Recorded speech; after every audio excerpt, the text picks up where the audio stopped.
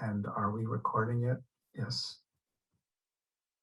Okay, that's what I thought. All right, since we welcome everybody, welcome back, and some new folks might be joining. So do we need to start the whole roll call over again? Yes, right? Yes. Yeah, that's what I figured. Great. So before we do that, once again, Nicholas, if you can explain our Spanish language choice for those who would like to hear the council in Spanish. Thank you, Mr. Mayor. I will do that. Para los que quieren escuchar la reunión esta en español, tienen que ver en la parte, en la barra de abajo, un globo de tipo mundo y tienen que hacer clic allí y va a aparecer el menú de interpretación y ahí escoger español. Y de esa manera van a escuchar toda la reunión en español. Muchas gracias.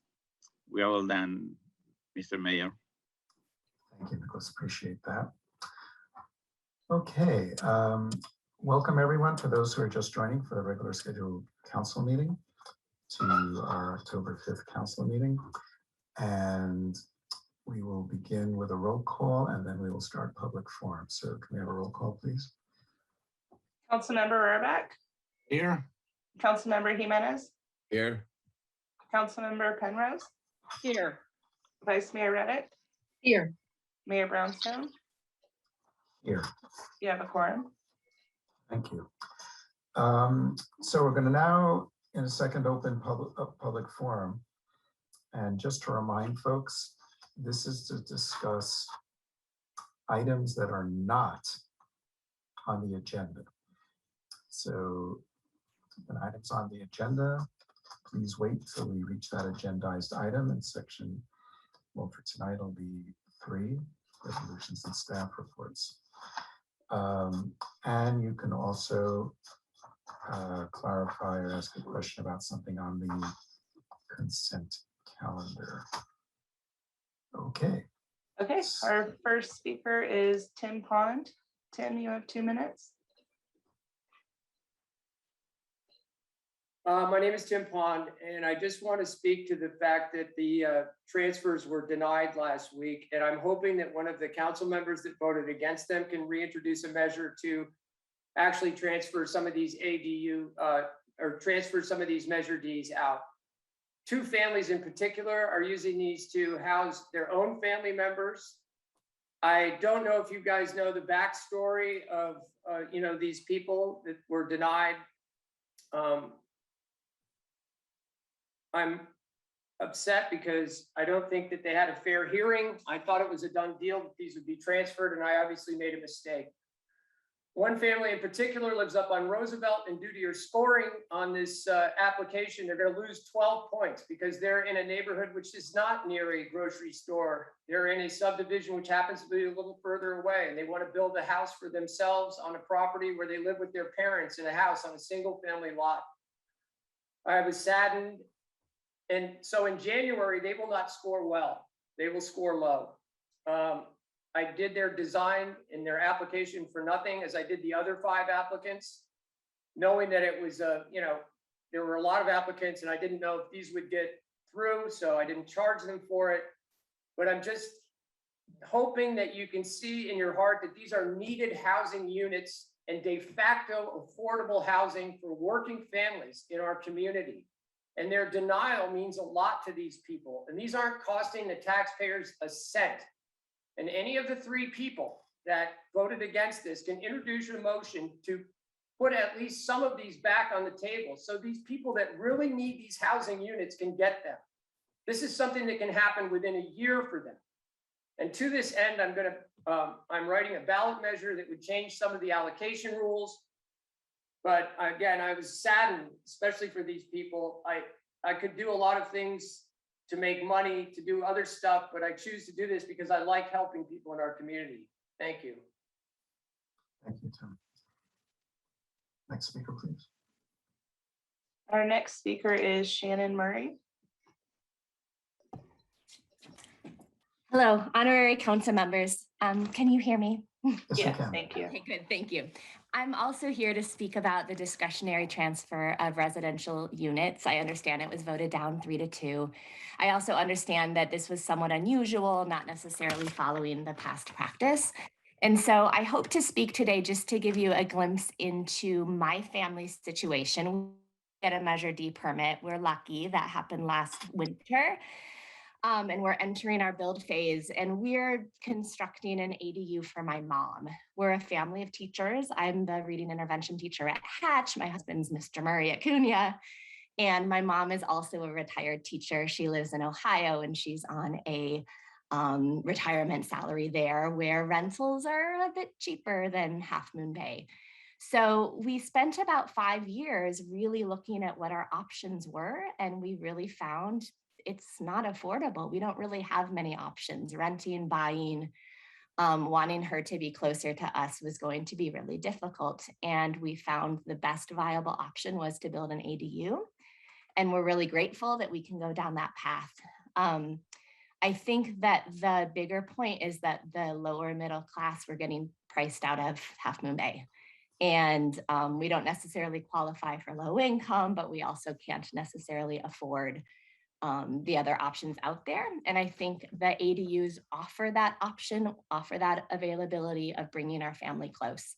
So as somebody who is lucky enough to be in the build phase to bring our family, hoping that you might reconsider some of these transfers, because my understanding is that the Measure D lot is going to be really saturated in the winter. And it sounds from what I've heard that these families are in a situation to us. So thank you for listening. Thank you for your time. And I hope that you might reconsider the motion.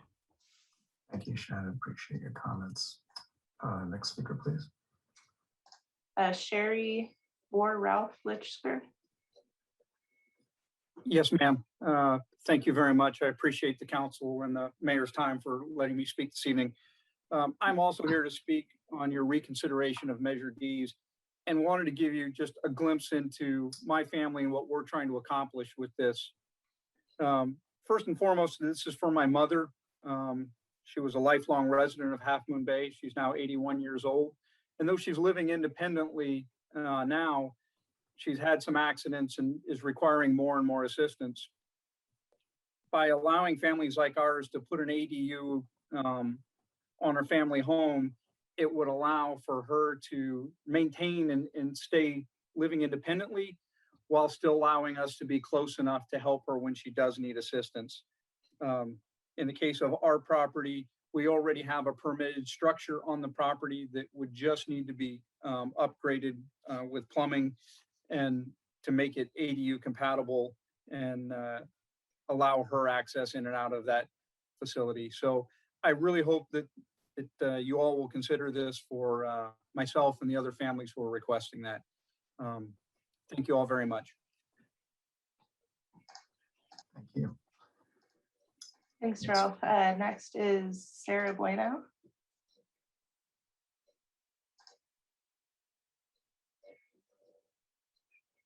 Looks like she is gone. Can you hear me? Oh, now we can. Sorry. Yes, thanks, Sarah. Go ahead. Okay, great. I just wanted to say thank you to the mayor and council members for letting me speak. And first off, again, thank you for approving our application that we submitted last year. Having an approval for the Measure D allowed us to move forward with my family and my sister-in-law's family to live together in a single family home, which we renovated into 2 separate units, one being an ADU.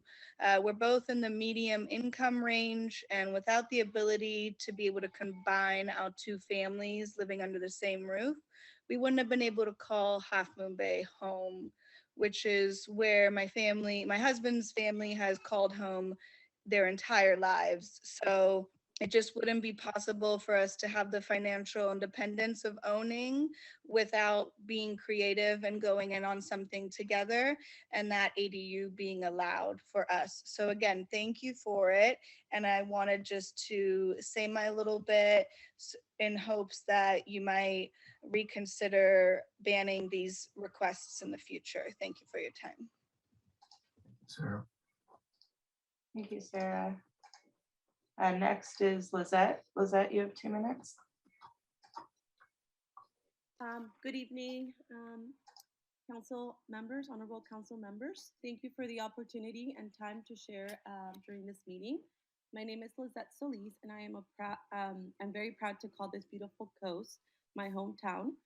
My family and I were very excited to start a new chapter in our lives by having the opportunity to build our own place to call home for a family of 5. At this moment, we share this house with my mom and siblings. And while we enjoy our time together as a big Latino household, we understand that our 3 children are getting older and need to have their own space and privacy. Therefore, we thought of building this unit, ADU, to be able to provide that space for our children. My parents immigrated from Mexico to Half Moon Bay in the 1980s. This beautiful town has been our home for decades now. Unfortunately, due to the rise of the housing market, my husband and I cannot afford to buy anything on the coast for our family. So we were truly hoping to get this unit approved so we could build an affordable place to call our home and without the need to leave our beautiful home and our amazing community. Our generous and caring architect did not charge us for the plans or application and has been very helpful in the process to get this unit approved for us. Thank you, Tim, for your dedication and commitment to our family and our dream of having a place to call our own. We are hoping we can get some to get this. We are asking you to please reconsider your actions with a motion to reconsider the transfer on the AUD unit.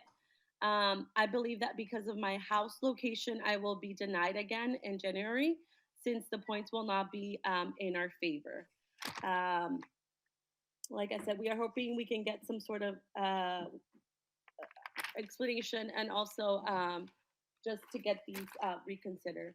Thank you so much for your time and for your consideration. Have a great evening. Thank you, Lizette. I have no other hands raised, Mayor. Thank you. Public forum is now closed.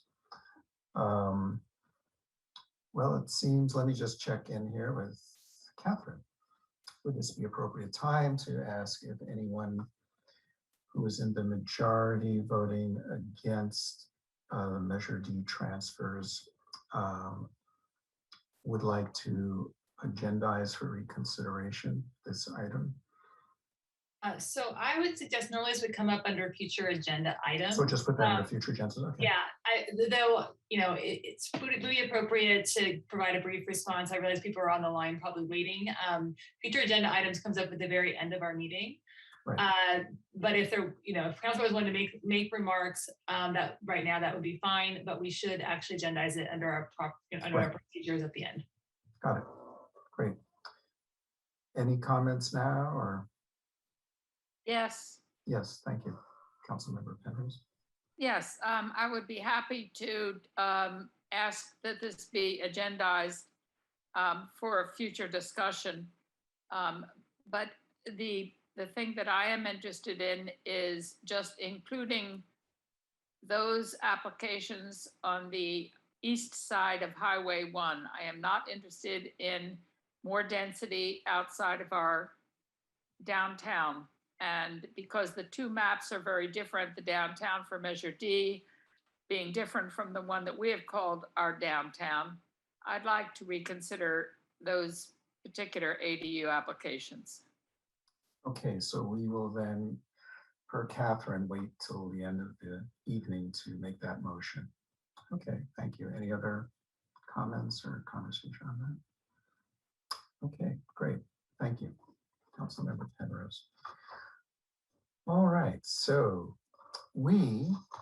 happy to say we have a couple of proclamations this evening.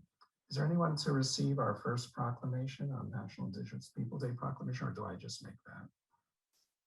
Yes, I just moved over Stacy McCarthy and Chalessa Faria. Oh, great. Okay. Well, welcome both of you, and thank you for being here this evening. And I'll just make a couple of comments. around Indigenous Peoples Day. And Half Moon Bay and the Coastside community would like to recognize the Indigenous people who have occupied these lands for thousands of years, including the Ramaytush Ohlone tribe. The Coastside is built upon their homelands, and it's our responsibility to honor their contributions, including their knowledge, labor, technology, science, philosophy, and art. We also have a responsibility to reflect upon the struggles of Indigenous peoples in the United States and to celebrate the thriving culture and value of the Ohlone tribe and other Indigenous people of our region that contribute to our city. So the City Council calls on the people of Half Moon Bay to observe October 11th to honor and celebrate the thriving cultures and positive values of the Indigenous peoples of our region. Do our guests have any comments, Stacy? Or I think we've lost Talisa. I'll just chime in. yeah, I don't see her there. Okay. Okay, and I'll acknowledge that the city staff had held this agenda item for us from last year. And we're grateful that, that we've been able to work together to move this across the line. Thank you to everyone involved with this proclamation. We have been in contact with Jonathan Cordera, who is a descendant of the Ramaytush Ohlone, and he contributed to the wording that we shared with you. He couldn't be here today. He's actually quite modest and doesn't feel that it's his right to receive this, that it's his ancestors that are being honored in this way. So we wanted to also acknowledge Evelyn White, who is a former citizen here in Half Moon Bay. She's moved away, and she really spearheaded this effort before we jumped in. So we are grateful that this council has seen it in their wisdom to honor those who have walked this earth before us. And I just have a quick poem to read, who I cannot attribute it, unfortunately. I dream a world of clean water, ancient trees and changing winds. I dream a world of ones who remember, who seek the truth and believe in tomorrow together. I dream a world where our path in the sky can be seen as clearly as the place where our neighbor once stood. I think this is just a reflection of what the City Council is doing to help acknowledge our history. And so thank you. Thank you, Stacey, for both the poem and for being here to receive this proclamation on behalf of others. Thank you very much. Okay, our next proclamation is for LGBTQ History Month. And we do have someone receiving that as well, right? Would that be Jenny? Okay. So just a few comments. Hi, Jenny. Thanks for being with us this evening. Good to see you.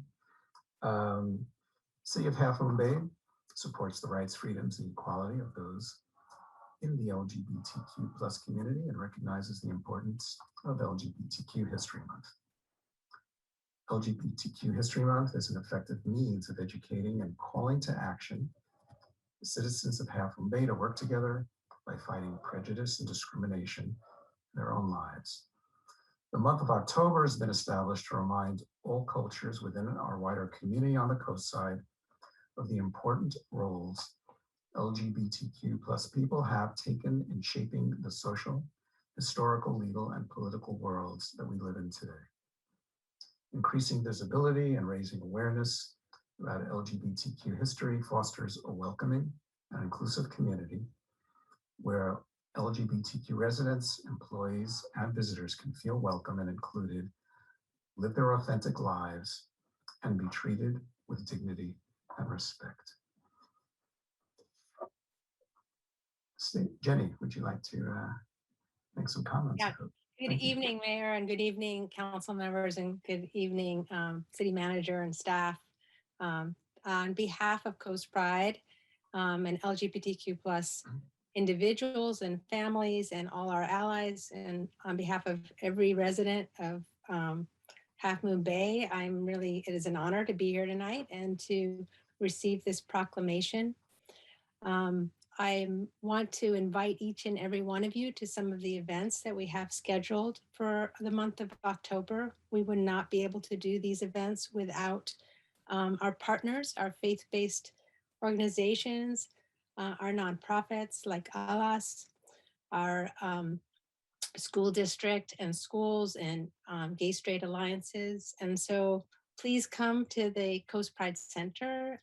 Please come and join us for all of the activities we have planned. And I shared the month of activities and bulletin with Jessica, who can share it with you both in Spanish and in English. And I also want to thank you for raising the banner that we created in partnership with you as City Council and in partnership with Cabrillo Unified School District. It has all 3 logos on it, and you'll be seeing them around town. And I want to thank you for raising it in the city of Half Moon Bay. And I want to also say I'm sad to report that Coast Pride is a very small nonprofit run by volunteers exclusively, no staff. And we have already had 2 incidents where our banners have been slashed and ripped off. So since June, when we first opened the center to now. And so for that reason, we've reached out to our partners, to you and to the school district. And we're grateful to you for partnering with us for a unity event that we are scheduling and planning with you and with staff for October 15th. And we picked October 15th in partnership because it is the last day of Latinx Heritage Month and is smack in the middle of LGBT History Month. And so we really want to affirm together and gather together and say, the values that we espouse are not the values of hate and are not the values of a few people who might vandalize some of our banners. So I want to thank you for taking, for the partnership and for your thoughtfulness and reflection about doing that unity event with us. And so it's scheduled for October 15th at McDutra Park at 4 p.m. And so just thank you so much for your partnership, and we look forward to celebrating with you and to many events in this beautiful coastside. So thank you. Thank you, Jenny. Thank you for being here. Thank you for receiving our proclamation. Thank you for all you do in the community. And I appreciate you mentioning those particular incidents. And I hope this community, as much as the City Council, feels like we have your backs. And thank you for the invitation to the Unity event on October 15th at 4 o'clock at McDutra Park. Thank you. The other council members like to? We're all good?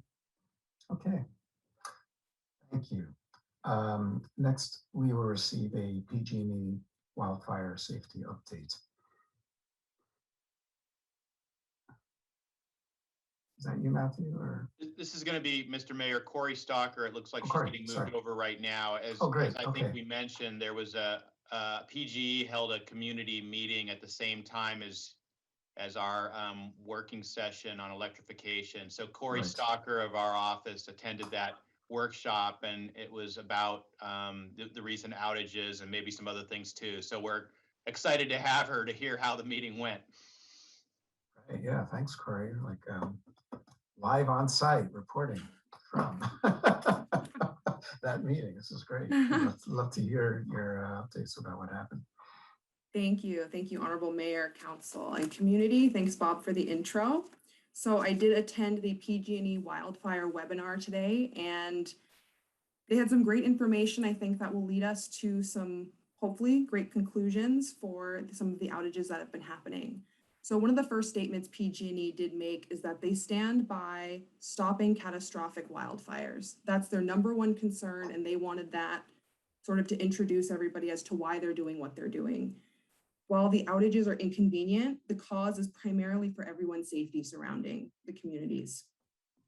The initial outage is caused by their new enhanced power line safety settings. So these safety settings basically work as sensitive touch wiring, as they called it. It's when an object strikes any of their power lines, whether it be a tree, it be a fault, it be an animal, It senses these wires sense a detected change and it shuts off power immediately. And the old power lines, not to get too into the mechanics and technical forms of it, they used to give it 1 or 2 chances to reignite themselves, where these instantly shut off. The instant shut off has caused a 50% decrease in fire ignition. So in their minds, it's caused 50% less fires potentially by doing an immediate shut off. However, this immediate shut off causes the power over a large region, for example, from Half Moon Bay to Pescadero, for the power to shut off, when it could just be for fallen vegetation, it could be a squirrel running across a line, or it could be an actual issue where the line is being severed. So that was how they were doing it in the past. They wanted to say that they started this program in about late July 2021, and they've seen already that it doesn't work.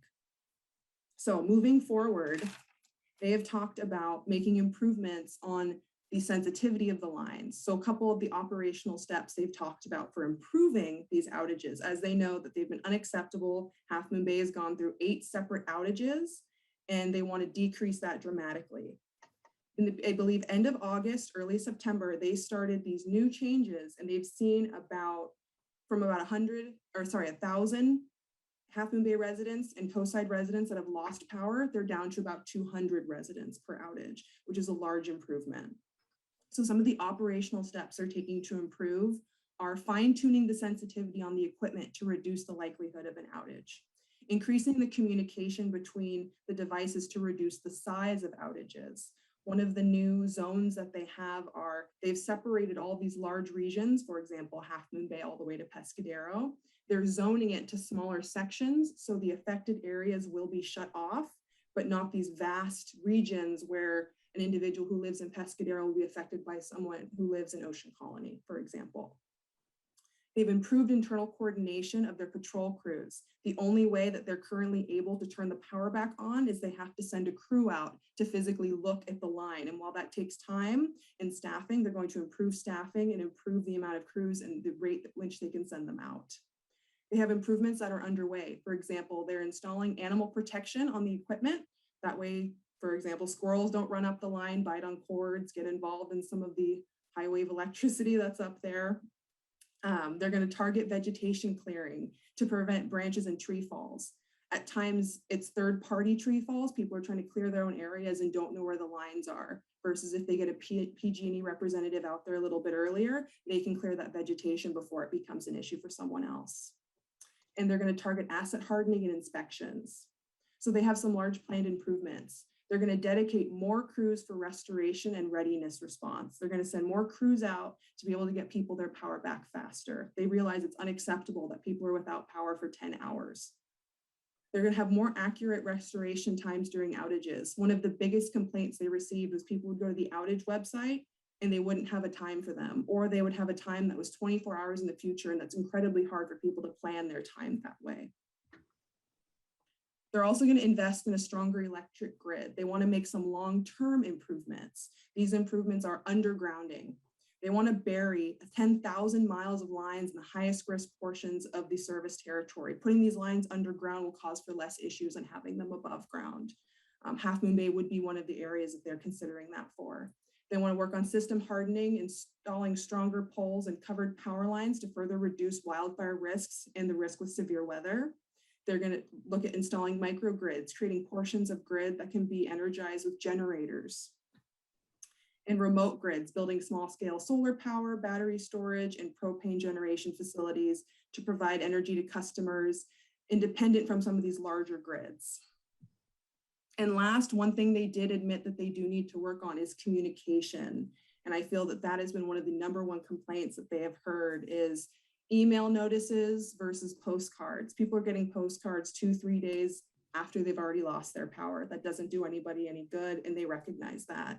They're going to have more email notices. They're going to target social media. They want to start using Twitter, Nextdoor, some of these avenues that they're not posting on as often to make sure people are getting the word out. They're going to send letters to customers in high impact circuit areas who might not know that they're in a high impact circuit area, so they can plan accordingly. They want to engage with local elected officials, schools, water agencies, and telecommunication customers. A few items that they did talk about was their new app. It's called PG&E Report It, and you can get it through the App Store. You can also go to pge.com/reportit, one word. And this will give customers a chance to document outages, document some strange activity near their power lines, and then PG&E will be able to respond within 48 hours. If it isn't a PG&E line, they'll redirect somebody to be able to help them out, whether it be a water district, another electric district, etc. And last, they did say that if anybody has any concerns in their areas and they can't do the Report It app, whether they don't have a smartphone or they want to contact them via email, they'll be able to go to wildfire safety, all one word, at pge.com. They'll be able to reply in 48 hours and they'll get back to everybody with concerns. That was pretty much the gist of some of the small points from the webinar today. I hope I didn't go too fast or throw too much information at everybody. Thank you so much. No, thanks, Corey. That was very thorough. Matthew, did you have something? Yeah, thank you, Mr. Mayor, and thank you, Corey, for doing that, for joining the webinar, and that was a really great report. Thank you so much. I wanted to add a few things just based on our conversations with PG&E over the last couple of weeks, and you as council members have been clear about advocating for the community and advocating for some of these changes, and we're grateful that PG&E has been responsive. And to some of the things that Corey pointed out, I was on a call with PG&E last Thursday afternoon talking about some of these issues. And on that call, the PG&E rep indicated that he had just gotten notified that the same grid that had been affected by previous outages was affected again. And these isolation measures were working, and Half Moon Bay didn't experience an outage in that particular instance. And it was really isolated to more remote parts of the county. So I think we're seeing evidence that it's working. Obviously, we as staff will continue to work with PG&E staff and monitor this and make sure that these the things that they're implementing really do have a positive impact on the community. I would encourage community members, if you have concerns, you can reach out to Corey or I, and we'll coordinate with PG&E and advocate for you. And then there's some particular neighborhoods that have struggles with communication with PG&E, and we are working directly with them on those. So lots in the works. Echoing what Corey said, PG&E is committed to preventing wildfires, and it's important for us to advocate for our residents to make sure that when that work is done, that it also thinks about the impacts to the community itself. So thank you, Corey. Great, thank you. Any other questions from council on that? Just wondering, Matthew or Corey, if PG&E is serious about laying some of those 10,000 miles of wires underground, and certainly we invite them to start here first, those 10,000 miles. Is there any chance that somehow strategically we can get, if people are digging space for lines, that somehow maybe Comcast or AT&T Fiber could join in on that and save some money and share some costs? So just something to put on our radar screen, if that's even feasible once you're starting to, so we can have some redundancy around that as well. But I think that'd be an important conversation to have. We're working with the county and some other folks within our region on finding ways to create redundancy with our internet connections. And this might be a great opportunity. So we will definitely add that to the list of those discussions and ask PG&E directly about those opportunities as well. Great, thank you. Councilmember Orlick. Comcast has explicitly said that they're unwilling to send a second redundant fiber down from the north. Yes, they have. That would use PG&E poles, presumably. This is something that we've advocated for about 10 years now. And I am adamant that this is just crazy that they won't do that. So it's not just PG&E that's an irresponsible utility. Just saying. Right. Well, and again, that could open up that opportunity. So they could say, no, we don't want to put it on there over land power lines. However, if PG&E is going to start digging, and perhaps whatever excuses Comcast had might not be as relevant. Let me just put it that way. You're an optimist. Well, what else can you do? All right, thank you very much. Appreciate that. Next on, let's see, no, I don't have any announcements. Catherine, did you want to report out on last week's closed session, please? Yes, the council met in closed session on Thursday, September 30th, to discuss a few items, 3 items of real estate negotiations and 2 items of pending litigation. The case of Gearing versus City of Half Moon Bay, and the other case of City of Half Moon Bay versus Gearing. Nothing to report out of those closed sessions. Next we have is city manager update to councils, which tonight includes an update on the coastside recovery initiative. Yes, and since we had problems earlier with screen share, can everyone see my screen? Yes, we can. I can. Everyone Okay, else? let's hope it works. We just have the one item, Mr. Mayor, members of council, members of the public, and I'll take it this time. As you said, we just wanted to give a very short update on the efforts of the Coastside Recovery Initiative. There we go. Did it advance? It did advance? Yes? Okay. Now it did, yeah, thanks. Yep, okay. So, yeah, this is just a short update. We're actually planning a more thorough presentation for your next meeting, and that presentation will be made by, of course, Karen Decker and Erica Wood, because we have hit a milestone in what now is coming up on, I think, 10 months, 11 months process. So the idea today was to just let you know more is coming.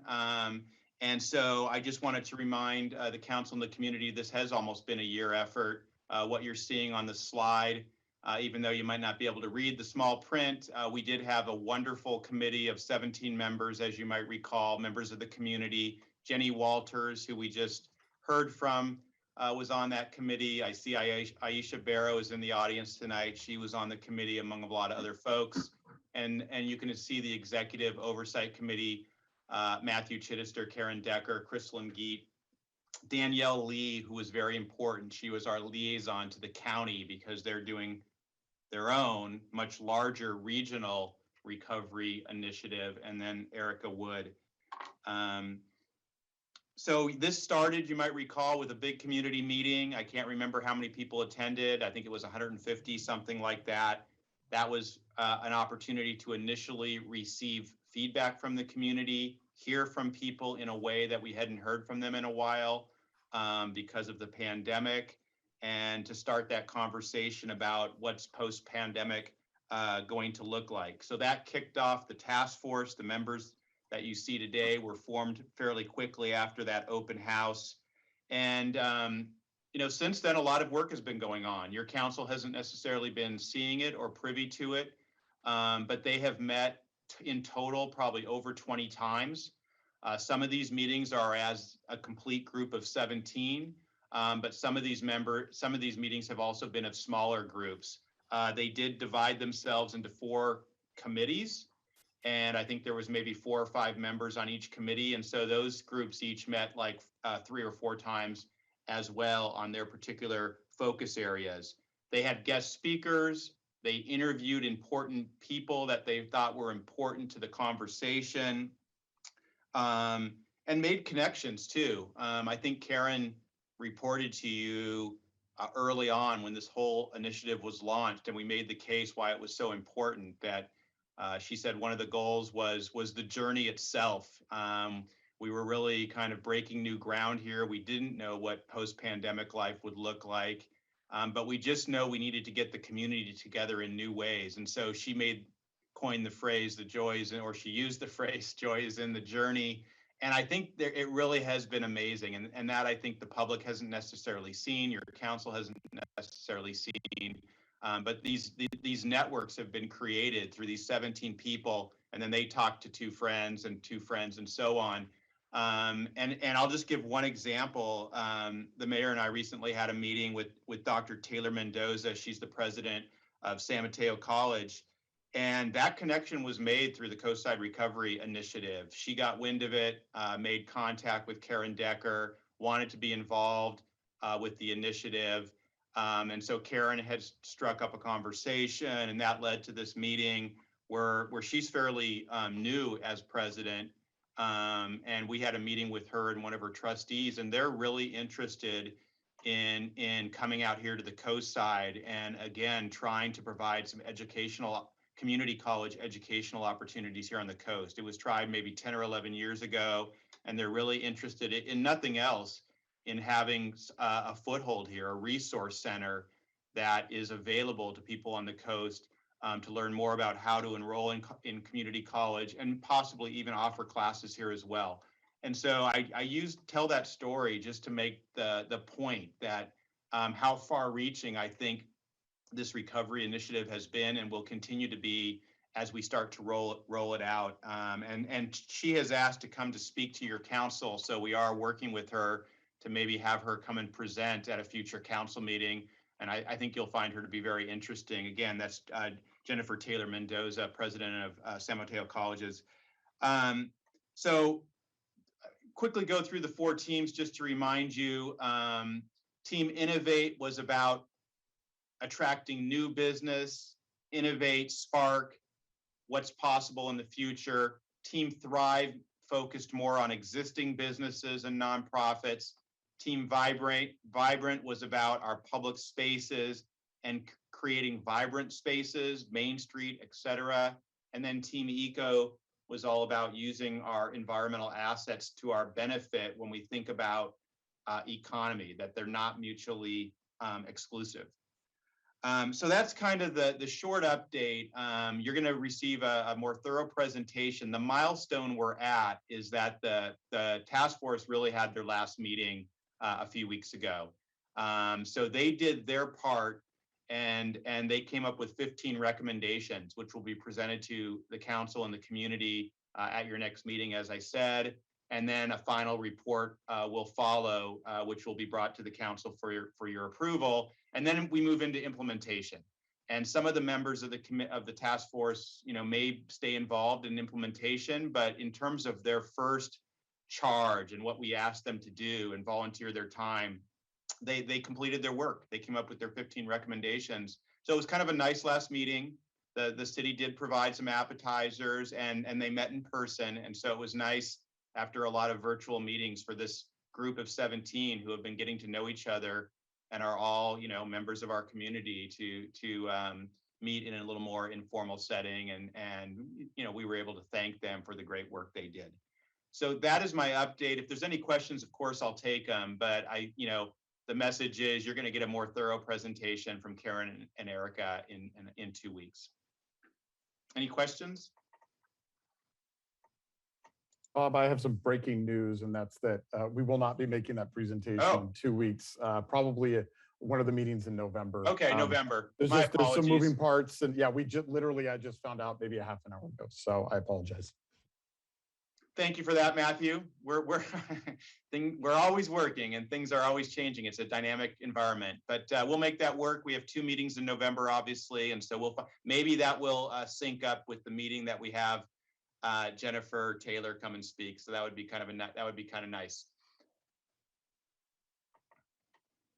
That's it for city manager updates at this point, Mr. Mayor, members of council. Great. Well, thanks, Bob. Thanks you to Karen Decker and rest of staff, and for those who served on that Recovery Initiative Committee for their service. We look forward to hearing their report in November. Thank you very much. Okay. Next, going to move to the consent calendar. Did anyone have anything to pull? No? Great. Let's see, then I will make a motion on consent calendar to item 1A, waive the reading of resolutions and ordinances. Item 1B, adopt a resolution awarding a construction contract in the amount of $130,519 with Miracle Play Systems for the purchase and installation of playground equipment and rubberized play surface at Ocean View Park and Oak Park. And 1C, acceptance of the pre-qualified list of firms for on-call material testing and special services for various city projects. That's a resolution accepting Consolidated Engineering Labs, RES Engineers, Apex Testing Labs, Inspection Services, Inc., Twinning and Bay Area Geotechnical Group as the pre-qualified firms to provide on-call material testing and special inspection services. Item 1D, adopt a resolution amending citywide traffic regulations to incorporate a fire lane turnaround on Chesterfield Avenue, east of St. James Avenue, and a red curve at the intersection of Pablo Court and Arroyo Leon Drive. Item 1B, by motion, authorize the mayor to sign and submit a letter of response to the July 27th, 21 grand jury report titled Building Greater Trust Between the Community and Law Enforcement via the Racial Identity and Profiling Act. Item 1F, adopt a resolution authorizing the city manager to execute a memorandum of understanding with National Ski Patrol for volunteer bike patrol services on the California Coastal Trail. Well, that's cool. I didn't know there was skiing on the coastal trail, but no, it's, it's like, wow, where's the snow? That's great. Okay. And item 1G, last but not least, in accordance with Assembly Bill 361, adopt a resolution to continue conducting the city's council, commission, and committee meetings remotely due to health and safety concerns due to health and safety concerns to the public due to COVID-19. Can I get a second?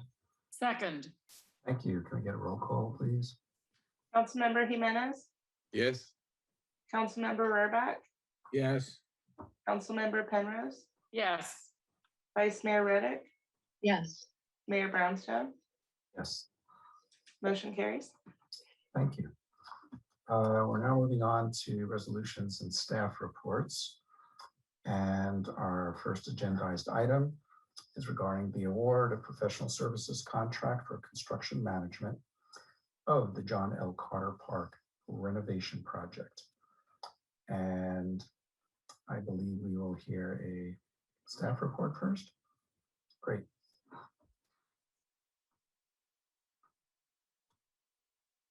Mr. Mayor, I don't see Moz, our city engineer. He is up for the staff report on this. Jessica, are you able to move him over?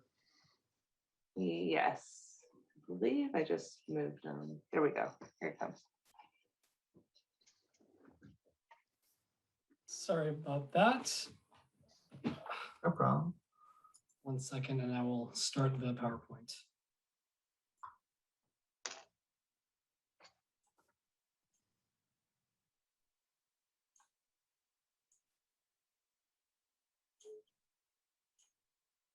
All right, can everybody see? Yes.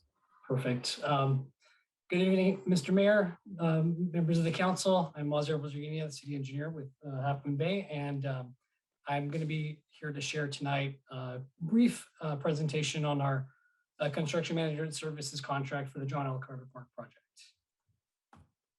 So tonight we're here to recommend that you adopt a resolution authorizing the admin services director to make an amendment to the capital budget, as well as authorizing the city manager to award and execute a professional services agreement with Griffin Structures, Inc. In the amount of $245,000 for the project. Back in August, we released oops, sorry, I skipped the background. All right, just a little background for folks. For the John L. Carter Park project was identified as an underutilized park and a potential source of additional usage as part of the park's master plan, which was adopted back in February of 2019. And since then, we have been moving forward on design and environmental. The Planning Commission heard the project back in December of 2020, as well as a quick update on March 9th, and approved the environmental document, as well as the coastal development permit.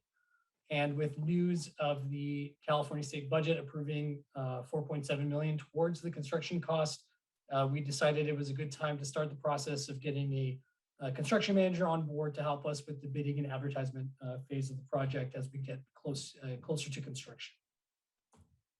So on August, in this past August, we released a request for proposals from qualified firms and received four proposals from different firms on August 26th.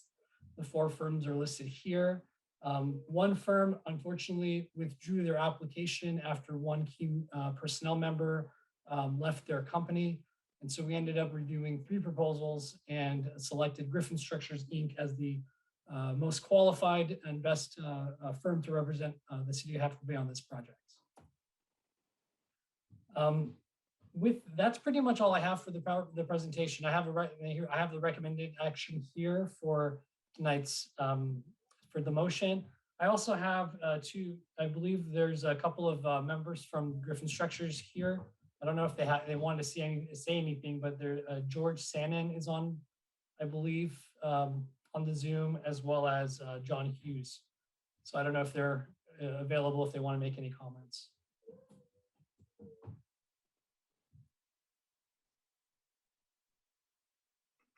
Sorry about that. I don't know if they have their hands raised. If not, we can. Yeah, John Hughes just raised John his Hughes. hand. Oh, great. Okay, great. Welcome, John. Okay, I just moved him over. Hang on, John. We're moving you over so you can.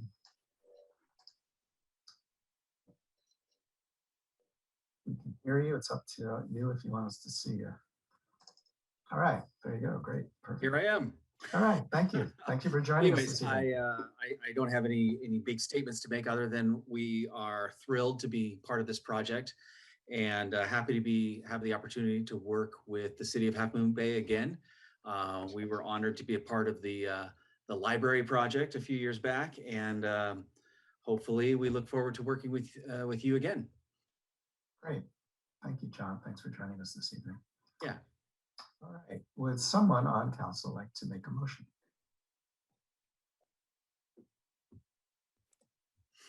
Moved per staff.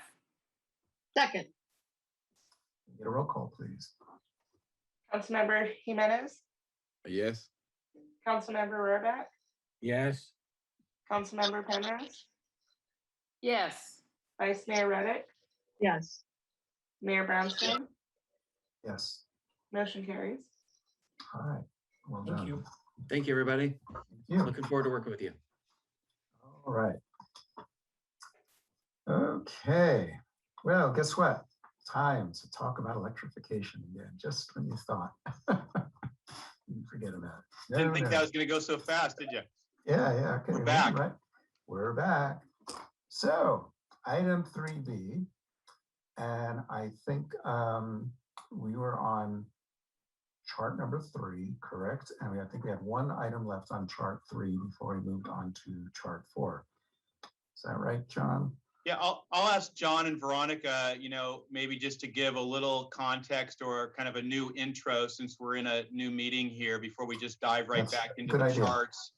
They at least had, I guess, 45 minutes to noodle over and digest, what they took from the study session. So maybe they can set a little context and ease us back into where you left off.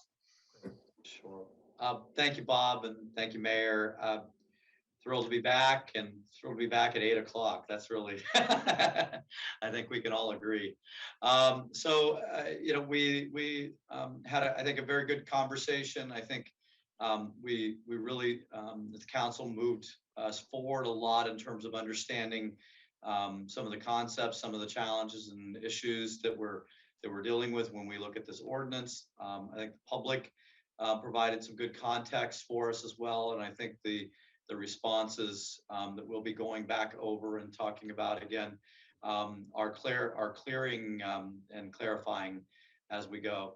We had a chance during the break to huddle a little bit and to sort of make a few notes.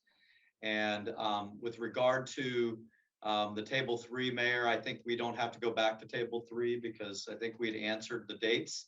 Oh, great. So Okay. that was, and everybody was so good about answering the dates. The only issue is that we would do is to want to come back and revisit and maybe understand whether there is what your position is with regard to the exemptions there, timing wise, and whether you're good with there, and also to see if there's a consensus that can move us closer to perhaps with Councilmember Jimenez, who's suggesting 2030 and the others are 2027. So that was really the last piece on table 3 that we would love to maybe be able to come back and fill out right now and while it's fresh in our minds. Got it. So we just need we need both the pre-wire piece or just the dates? Just under the exemptions. Under exemptions, right. There is, got it. So I need to add my dates in? you need to add your dates, and I think maybe it would be appropriate to allow Councilmember Jimenez to perhaps make his argument to the council Great. for the 2030 if he, if that's holding there. Great. And then we'll go from there. Sounds good. Councilmember Jimenez, would you like to add some comments regarding 2030 yes, of course. I'm glad. Thank you. One of the reasons that I, chose, 2030. Right now, we know our economy has been hit, by the pandemic. It's going to be a while. It's going to take us a while. For some, it's going to take a little bit longer to recover. To make decisions about retrofitting, their existing homes, apartments. So, I see it as, giving them the opportunity to make a decision, when it comes to this. Apartment buildings, affordable housing, small rental places, it's going to affect our community, once they go through the change. That, given 8 years, 2022 to 2030, will give, the adjustment period, to go into it. I don't think 5 years is enough. I see how our community is struggling right now. So this is not about making a decision, or when to make the transition to all electrical in our community. I'm going to give you an example. Earlier, I received a message. You saw me looking at my phone. I was, trying to not to reply, but it was unfortunate I had to reply. There's a family that's been in a location renting an apartment, for over 20 years at the same place. The owners never did any work to the apartment. Now, one of the water pipes broke. It's a 2-story place. It ruined both of the bathrooms. The floors are ruined. The renters request, ask the owners to fix it. Something they never did, for a long time. And now that they requested to get it fixed, they were told they had to move out. So it will give the opportunity to a lot of rental places, either it's a home, it's a house, multi-family units, to move people out. And right now, our community is struggling. There's a big need. We know there's a lot of things happening. Enforcing or homeowners or multi-family units, owners to retrofit, as 2022, even 2025, will not give enough time, that will benefit the tenants of those places. So that's what I go, 8 years, gives, if I could, I will go even, make it optional or maybe a little bit longer, but I think 8 years is enough time to prepare, for this adjustment. If 5 years is not enough. Councilmember Jimenez. Councilmember Ruddick, did you have some comments? Yeah, I understand Councilmember Jimenez's concerns. I would rather, though, have a shorter timeline with the possibility of extending it if needed. I suspect funds will be available, within a 5-year period. And we want to be able to, to move then. So I would propose that we say, 2025 with, bringing back forward to the council again if there's a need to extend, but allowing an extension as may be needed. Thank you. Any other comments? Can Oh. I one? Yeah, no, I'm go sorry, I ahead. have to go back to this one. It is, like I said, 2025, and we could always revisit, and extend. But I also see it as, for people taking advantage of that, to request the tenants to move out. If we don't have a low-income affordable housing secure for a community, I think it's too much to ask, for the owners of these properties to do, in a short period of time. It is just, to me, it is a big concern. We already, we have families losing, their homes. Like I mentioned, I just received a message about this family. It's not a small family. Both of the parents were farm workers. The mother retired. The father, who's almost 70, is still working. Now taking care. It's a multi-generation place that they have been asked to move out because they asked the owners to fix the place. So if they ask to retrofit, it's the same thing. They will have to move out. The rent is gonna go higher. So I'm sure there's gonna be some financial support, in 5 years. But the thing is, right now, with no secure housing for our community, for our families, I'm not willing to to accept a short period of time of 2025. 2030 is more doable for me, and no less than that. We're talking about 2027, not 2025. And also we're talking about deed restricted housing as opposed to, conventional rental housing. Right. So just to clarify, deed restricted housing would include our senior housing and Main Street housing, correct? Correct. Those are all right. Okay. So all the low-income housing that we have provided here. Yeah, well, I might be confused on this, but frankly, I don't see any reason for ever really actually allowing those exemptions to expire for low-income folks. I said it last time, so say it again, at least 65% of folks in this country don't have more than 2 months of savings to cover a month of rent, to cover 2 months of rent or certainly mortgage. And so a council member, in principle, I fully support Councilmember Jimenez if he's willing to go for 2030. I'm certainly willing to go for 2030.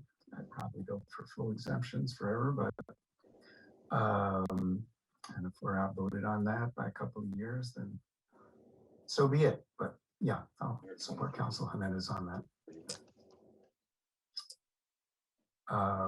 Okay, let's and then there is the blue. Let's think about that and come back to it a little bit and figure out the consensus point on that if you want to. There's the blue, sort of the blue cloud, which is that when we talked about there was a agreement on 4 of you that said for pre-wire on the minor remodels. We just wanted to say we're assuming that's consistent with the appliance replacement at 2023, but we didn't want to just assume that. But that's what we would be drafting the ordinance with the assumption that 2023, which is consistent with the lower appliance system replacements for minor remodels to require the pre-wire. So there's sort of a question there or a statement.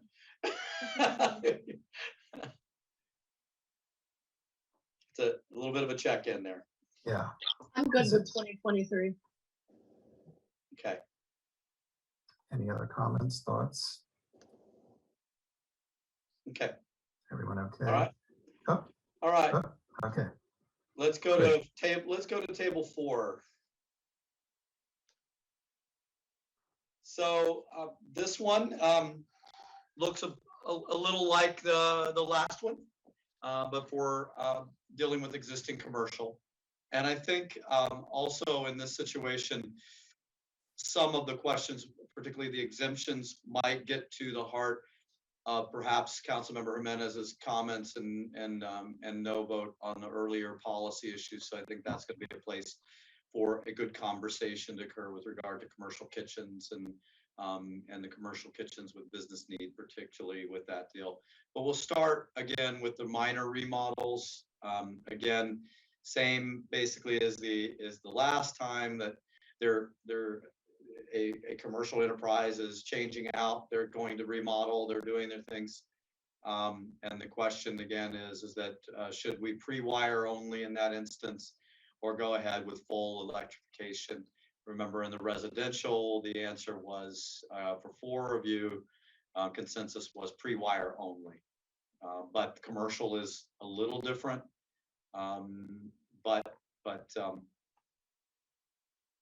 That's again is a policy question for you to let us know where you stand on that. So if it's minor, I think that example that Councilmember Ruddick brought up earlier would apply. Is that right? You know, if you're yes, store owner coming in. So. And if you want to give an indication of the timing for each of Yeah. these, kind of like we did it the last time, I think that worked out a little better than doing it at the end. Right. But, you know, I will say this, I think from the commercial is challenging because there are so many variations. Residential, whether it's multifamily or single family, there's components of all the pieces that are pretty much the same: kitchen, heating, cooling. Restaurants, you've got industry, you've got, you know, a variety of types of commercial enterprises. And so that purely kind of thought of a broader brush that gives you residential doesn't necessarily fall in neatly with commercial, frankly. So it's a bit more of a nuance. What we can also say, and if you looked at if you remember the last staff report from last week, from 2 weeks ago, had a table, and basically at this point, we have yet to find any place in the state of California that is addressing retrofit of existing commercial at this point. So this is not something that we can readily reach into the bag and look at what other places are doing. This is truly the bleeding edge of policy as it comes to this point. So I know I'm not making that any easier necessarily, but I just want to put context to the challenge and why this is important policy conversation. Councilmember Ruddick. Yeah, so I don't see any sort of breakout of, like, say, large businesses and small businesses. You know, we're sort of a community of small businesses. And I think that's an important distinction to make. So maybe you considered and rejected, like, businesses of, you know, a certain size or a certain number of employees. This will apply. This date, smaller businesses, you know, another date. You don't seem to discriminate between small and large commercial operations. Well, if there's a question, there aren't. I mean, honestly, I wouldn't look in the context of the Bay Area that we have large businesses. What we have is a lot of small businesses.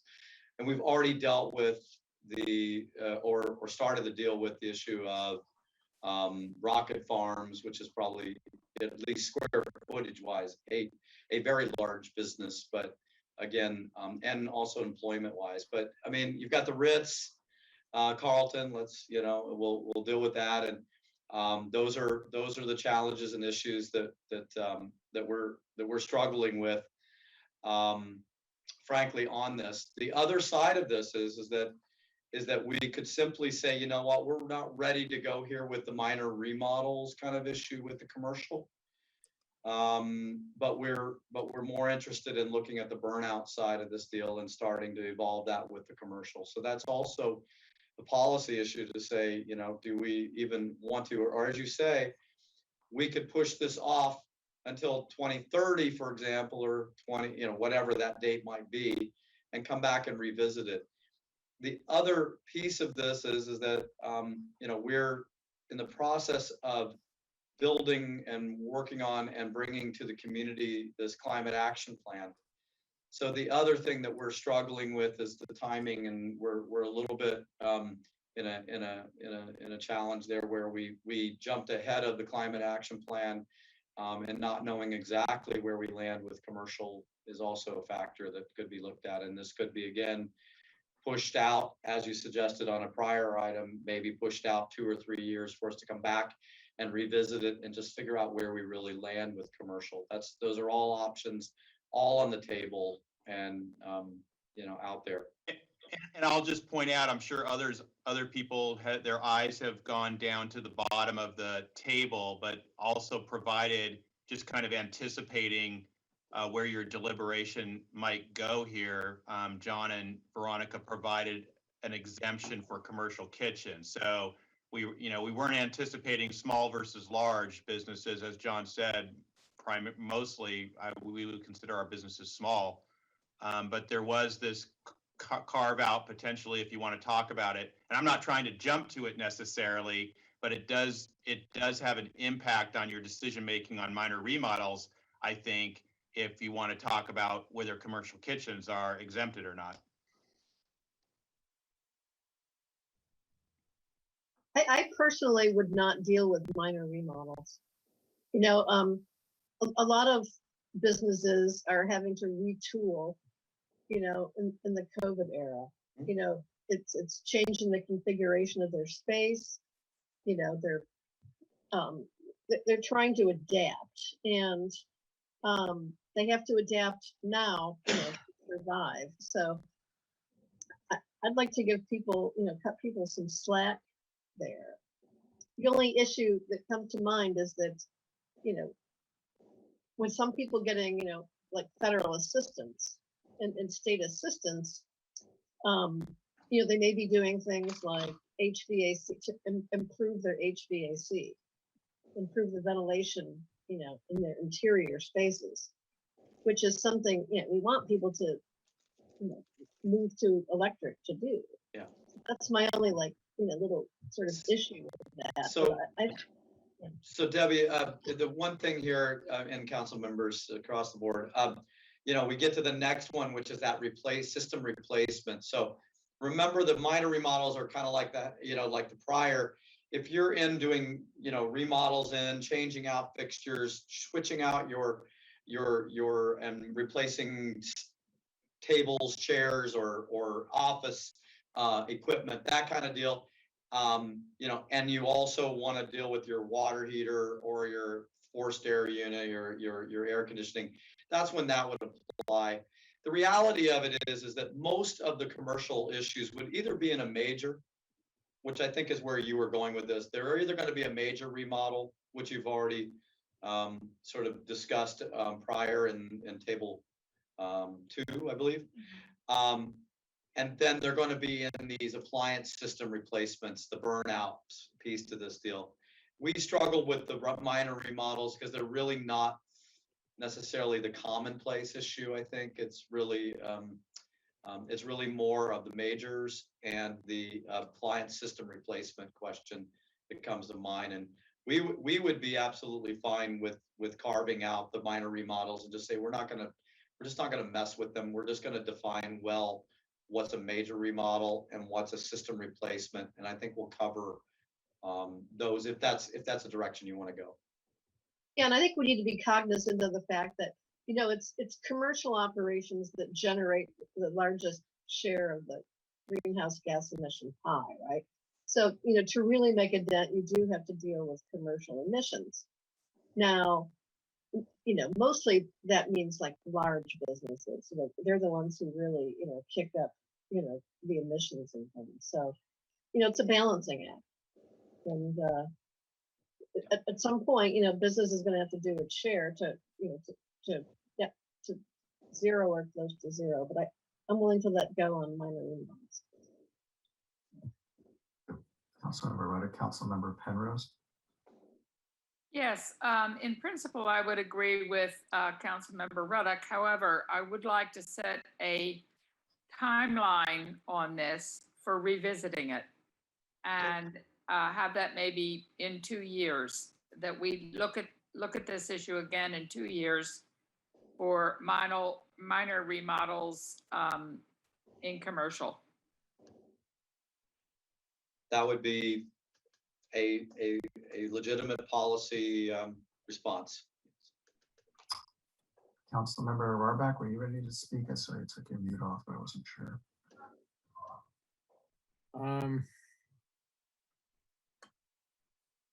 I'll pass for the time being. I basically agree with Debbie that this minor remodels is not a sensible grouping, but we really need to talk about burnout, and I think we're about to. Good. Councilmember Jimenez. Oh, sorry. Yeah, Councilmember. Wait, did you want to say something, Councilmember? Did you want to vote?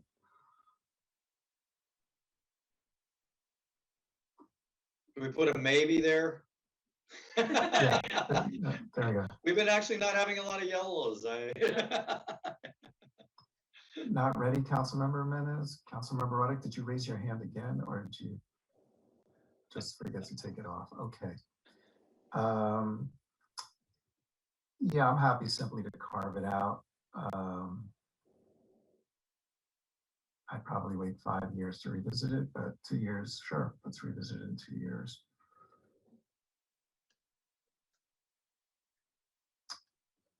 Now, Councilmember Jimenez, any thoughts or?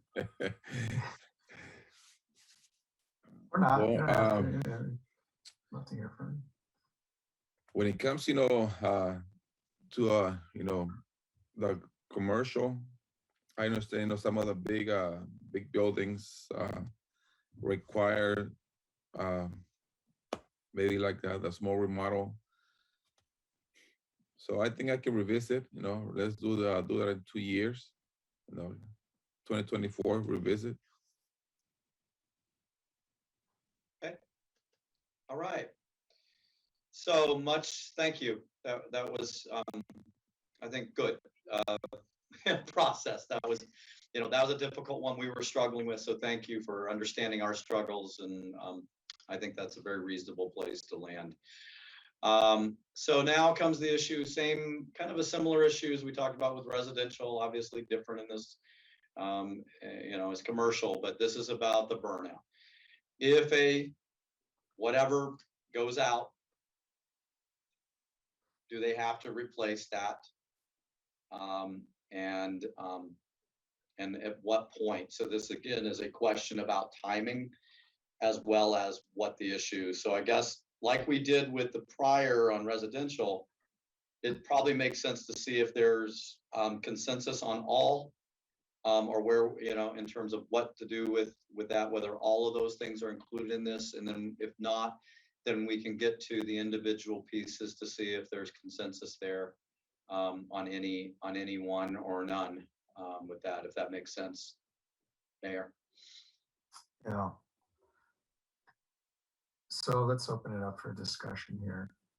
Councilmember Rohrbach. Clarification on boilers. Is that what's produces the heating for the greenhouses? Is that what we're talking about, or is that different? Yes, it does. It's also what they heat the the Ritz-Carlton and some, Just hotels. hotels in general, but the Ritz-Carlton has 4 large boilers. So remember we'll go back to the prior decision with regard to the greenhouses. You were looking at an exemption or delay.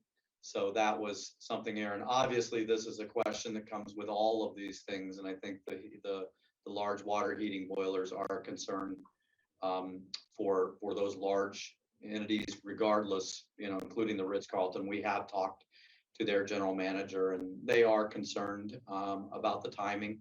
They acknowledge, I think, that eventually technology will catch up and they'll be able to deal with that. But that is an area of concern. What's the lifespan of these large water heaters? I'm not even gonna venture and hazard a guess on that, in part because they can go many years, frankly. I know that. They also are readily repaired and everything. So most of them are not replaced in their entirety for tens of years with that. But there are major improvements and major repairs that get made with it. But replacement in their entirety doesn't occur very often in a building. They are huge. And not something anybody wants to deal with. So that's why they have a building engineer, and a facility engineer and staff who regularly maintain all of that equipment at places like the Ritz-Carlton, and I'm sure at the greenhouses as well, to maintain these things. We have a separate exemption. It's kind of moot if they don't burn out to talk about a burnout ordinance.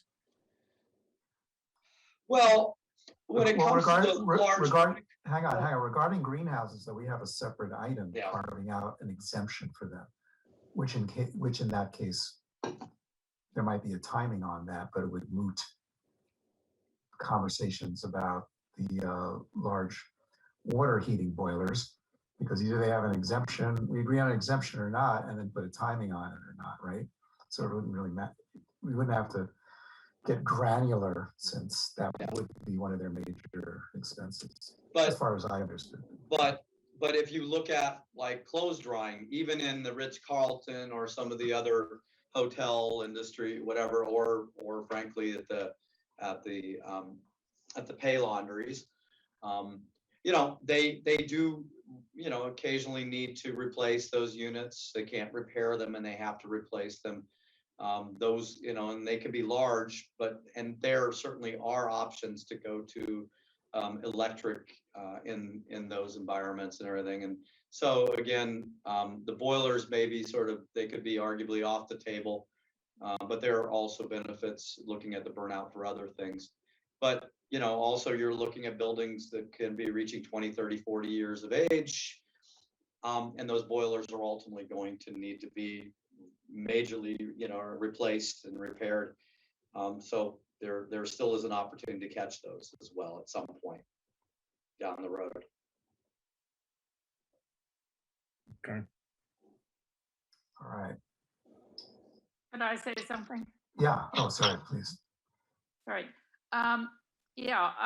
The other side of that issue is that supposing you've got a large, very expensive boiler that's run by gas that has a lifetime of 50 years and it breaks down, and then you allow it to be replaced by a gas-driven boiler, then you've got 50 more years of gas emissions.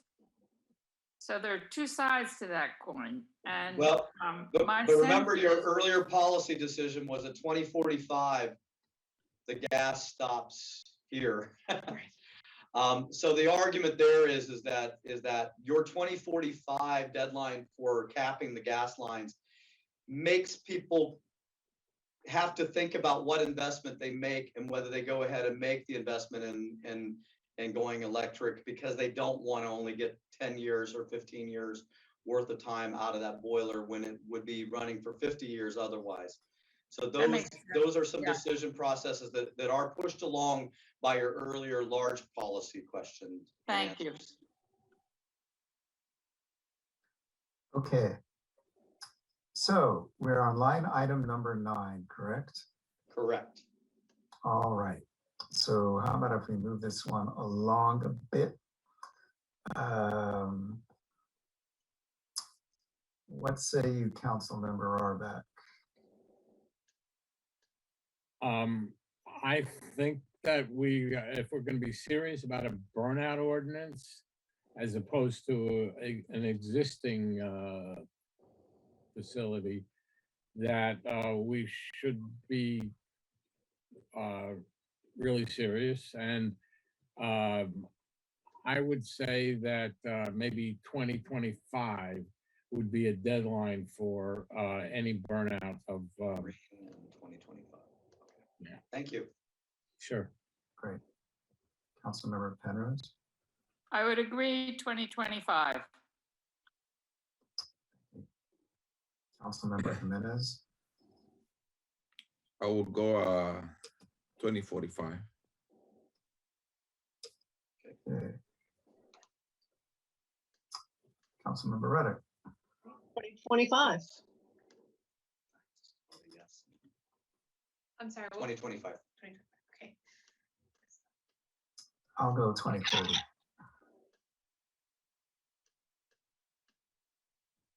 Okay. So that removes the requirement to even discuss those systematically piece by piece, right? Everybody's in agreement with that? When you say all? Yeah.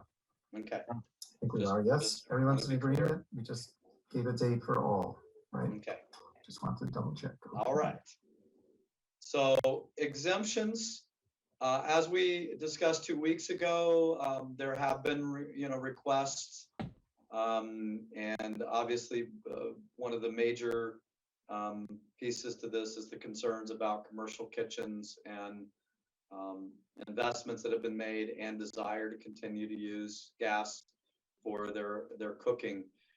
You'll see some of the comments we're open to, and at least giving us time to make that adjustment was sort of some of the comments on that. So at least if you're going to require the commercial kitchens to all be converting to electric, that you give us some time.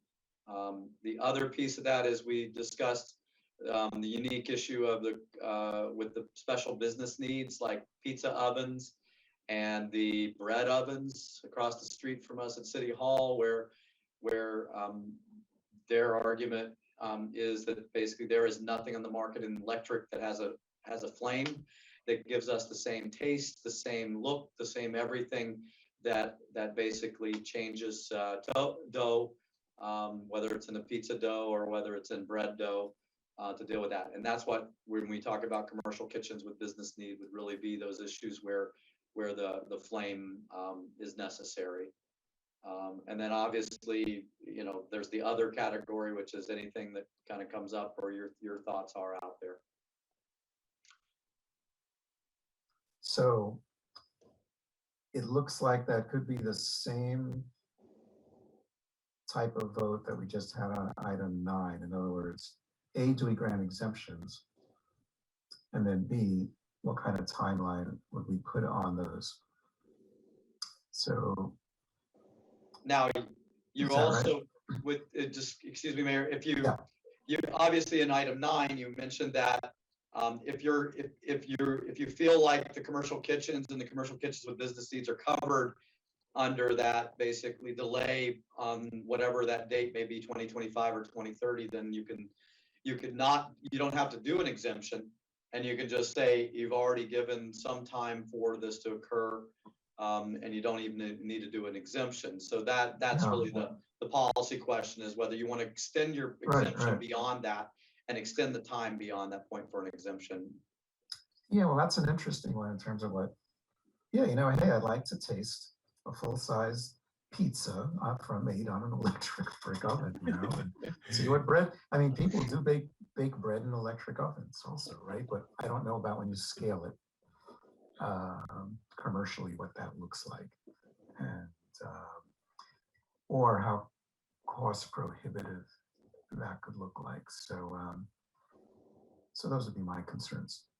Would anyone like? What Yeah, we go ahead. can, if I could, what we can say is that these are not going to affect a lot of people. And you could even say, existing, you could even take this one bill to grant, in essence, grandfather and exempt existing and not allow expansion of these things, but allow those existing businesses to deal with that. I mean, you can take this any number of ways, but we didn't, we weren't going there, but you know, frankly, you could do that.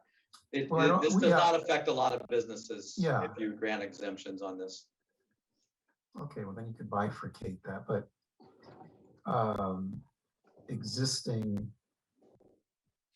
grandfather existing doesn't really cover the burnout. I just might want to see a longer period for the burnout, I think. But what do others say on this? What are you thinking here? Who would like to start their timing? Yeah, go ahead, Art. I'm confused about what we're talking about. Are we talking about burnout or requiring earlier conversion? If it's burnout, I don't see why that should be any different from what we just discussed under line 8 or line 9.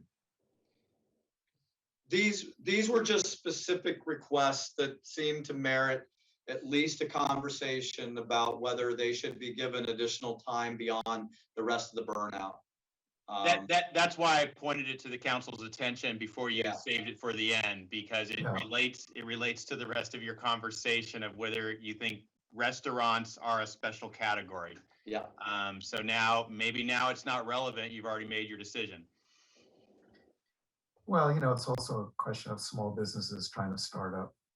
I mean, restaurant business is pretty risky as it is. So small restaurants, you know, their metrics and costs are pretty fine. So big expense like that could make a big difference. So I'd rather cut as much leeway on the exemptions. But again, that's another issue that council member brought up earlier. Are we talking big? And, you know, again, it could apply. Big businesses, small, we haven't really differentiated. Councilmember Penrose, sorry. You're muted, Councilmember Penrose. Councilmember Jimenez was first. Oh, sorry, great, thank you. Councilmember Jimenez. Okay, so we are on the exceptions means that we want to leave it untouched. I mean, they don't have to. That's what an exception. That's what the exemption would allow. Yeah.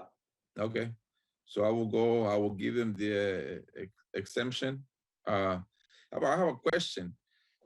The city just remodeled the kitchen at the community center, right? Is it a gas or it's electric kitchen? It's gas. We replaced like with like. We had the connection. We replaced like with like. Great question. Once this and once the ordinance is approved, we would be coming back to the council to make those retrofits if that's what the council directed. We have to model the way if that's what your council does. Interesting. And that is why we had indicated in the prior staff report about $90,000 of cost for us to retrofit all our existing buildings, and obviously the Corp Yard we will model the way with purely electric, and the library does this. So we're already in it and moving that way, but yes, that would be something we would have to come back and revisit. But Councilmember Jimenez, do you have a year you would associate for how long that exception or exemption would last? Green on that for. You know, I don't have a year. I think I will go, you know, with an option for the owners of the business. So I have no year for that. Even though I said 45 for the large businesses, but if we talk about a small business, like, you know, the bakery across, you know, from City Hall, you know, I don't think I've never had any pastries that have been baked, in an all electric oven. So Yeah. I don't know how that would That's taste. a good point. Yeah. You're gonna start in this messing with the way, you know? donuts from the Half Moon Bakery. Hey, That's where I draw the line. So remember, I'll point out asterisk number 1. If you don't state a date, basically they expire in 2045 because of disconnect of gas. So that it's a default, basically. It's the without a date specific other than that, it will expire it'll expire 2045 with no gas connections. yeah. Got it. Oh, no. That's fine. I just wanted for the rest of the council to say there's no need if you're good with 2045, just leave it there. You're good. Right. Councilmember Penrose. Yeah, I would be in favor of something like 2030, but I'm not adamant about that. I'd like to hear from the rest of council. And would that be for all commercial kitchens or commercial kitchens with a business need? Both. Okay. Okay. So 2030 with a question mark right now. Yeah, in that case, for me, put me down for 2045 for all the commercial kitchens. Okay. I'm down for 2030. 2030. Okay. That leaves us Councilmember Ruddock and Rohrbach. Anybody?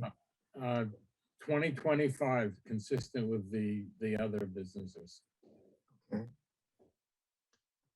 Councilmember Ruddock. Yeah, I don't want to base my decision on lifestyle issues, how crispy my pizza is. We're talking about life here, not lifestyle, right? So life of the planet, life of future generations. We have to take this seriously. So let's not mix lifestyle with actually life and essential considerations. So I would actually go with Harvey on 2025. And the technology is going to be changing, to meet the increasing demand for electrical and the prices coming down. So there will be fixes. Well, I will respond to Councilmember Ruddock. You can call that lifestyle, but I call that having certain specialty items that simply cannot be necessarily made. And I don't know enough yet to know if that's true or not. So that's why I would like to, that's why I prefer to wait longer, because I like having, certain, different kinds of restaurants here that can have some unique dishes, but maybe some unique dishes cannot be made. Believe me, your pizzas are only going to get crispier. No, my reasoning does not have to do with my personal taste in foods, but with allowing the businesses the amount of time that they need to convert. And I think we are a town full of small restaurants. Right. And, these restaurants are really stretched and really trying very hard to make it, and have been wonderful during COVID and very supportive and very, very great with us. And I would like to give them the time that they need. And that's why I'm thinking 2025 may not be long enough. Well, I'm willing to split the difference. 5 years would take it to 2027. I think 5 years is going to produce, big changes that are going to, help this process along. So I'm willing to go to 2027. I don't know if I don't think it's about my personal lifestyle, but it's actually about what I see. I'm on Main Street every morning, and I see the line, outside the place every morning, except for Mondays when they're closed. And I see that all day. I see people coming in and out of that place all day. And one of the reasons, they have said they come to Half Moon Bay, they ask for the place to go to.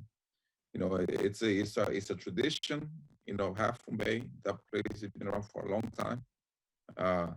Multi-generation place. So, going to 2025 for them to change, a tradition of Half Moon Bay, that's changing, who we are. We have a lot of small restaurants, that are making changes, but we also have a place of, for tourism.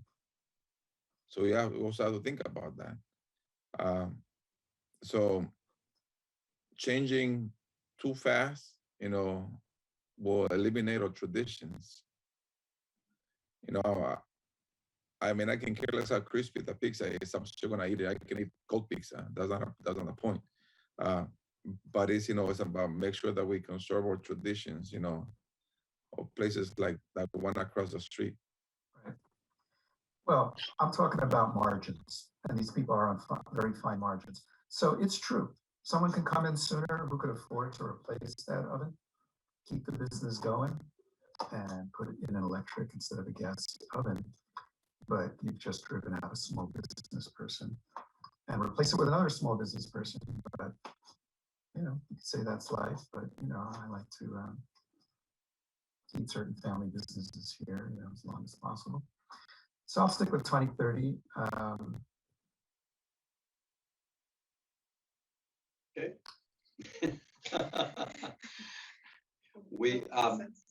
All right.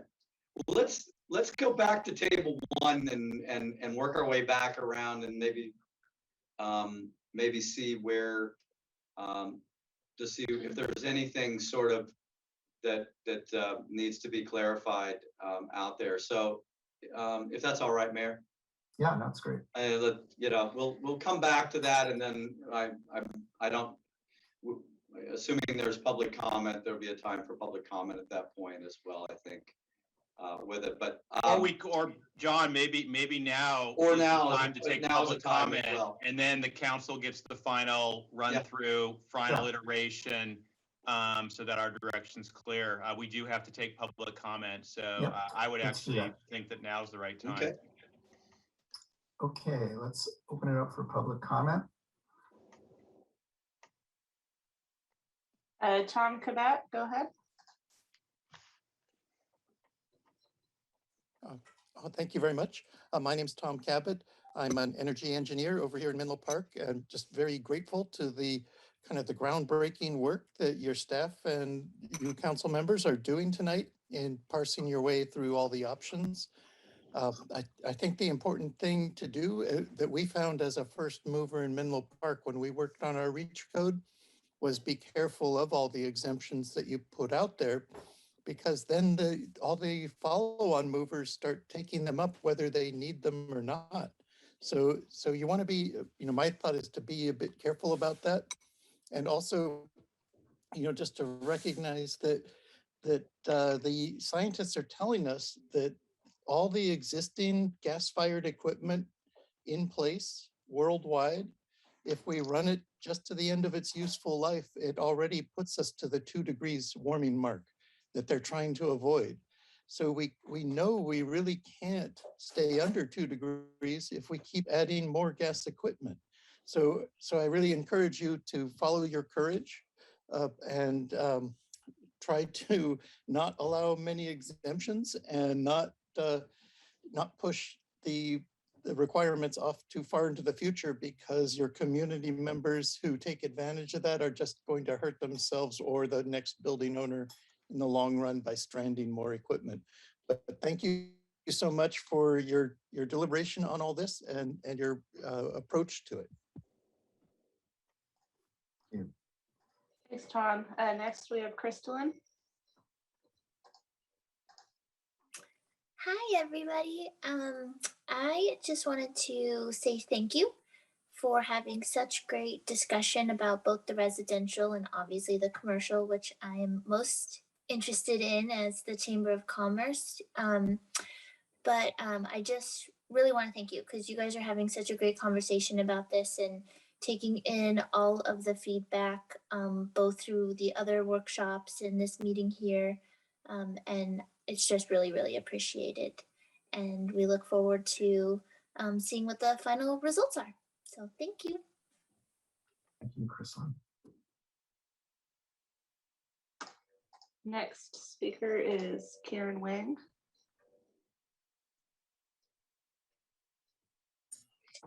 Hi, thank you again for taking my comment. I spoke earlier in support of the major renovations, and I just wanted to speak right now about the burnout. I know that it is definitely one of the most progressive reach codes out there, and I just wanted to echo what one of the former commenter said, that if we don't stay under the 2 degrees, like a lot of our quote unquote traditions on the coast side will be in jeopardy, beyond restaurants and bakeries. I mean, if you think about what fuels tourism, it's our natural environment, and we have to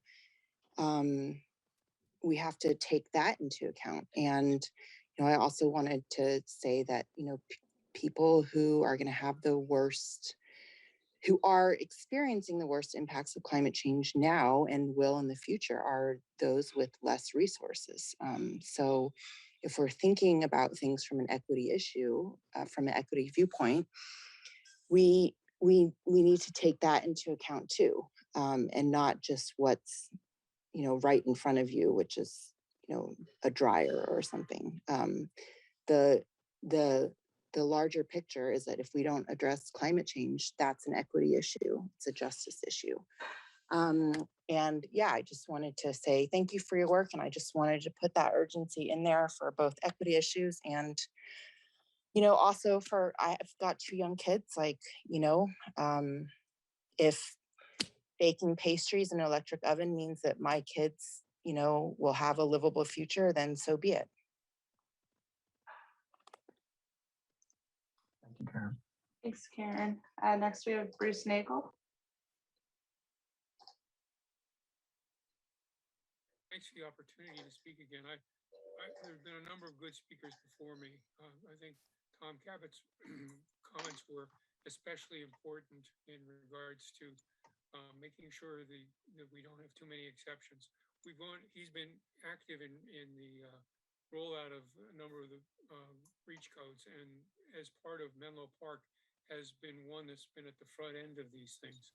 So first off, keep your time frames as, I understand that you need to get some time, but get them in as close as possible. And the other comment that was made about the low income thing, sometimes those require programs that are a little bit separate from everything else, and you probably need to think about it that way. I mean, the CARE and FARA exceptions are, a sidebar to some of the other stuff that's there for low income housing and people in low income housing. Anyway, thank you very much for the opportunity. Thanks for the good work of trying to move this stuff forward. It's difficult work. Thank goodness that you're doing it. And let's see what we can do to move this forward. And if we have to revisit it, there was a suggestion about having a 2-year revisit after this. You're going to need to do that. Just as a comment, that's where it goes. Thank you very much. Thank you, Bruce. I have no other hands raised. I have one more. Hold on. Kimberly Williams. Hi, can you hear me? Yes, thank you. Okay. I'm speaking as a community member tonight, not on behalf of Surfrider, but on behalf of myself. I worked on energy efficiency for many years, and I want to say that I think you're doing great work here, but I would like to bring up Tom Cabot's point of exemptions.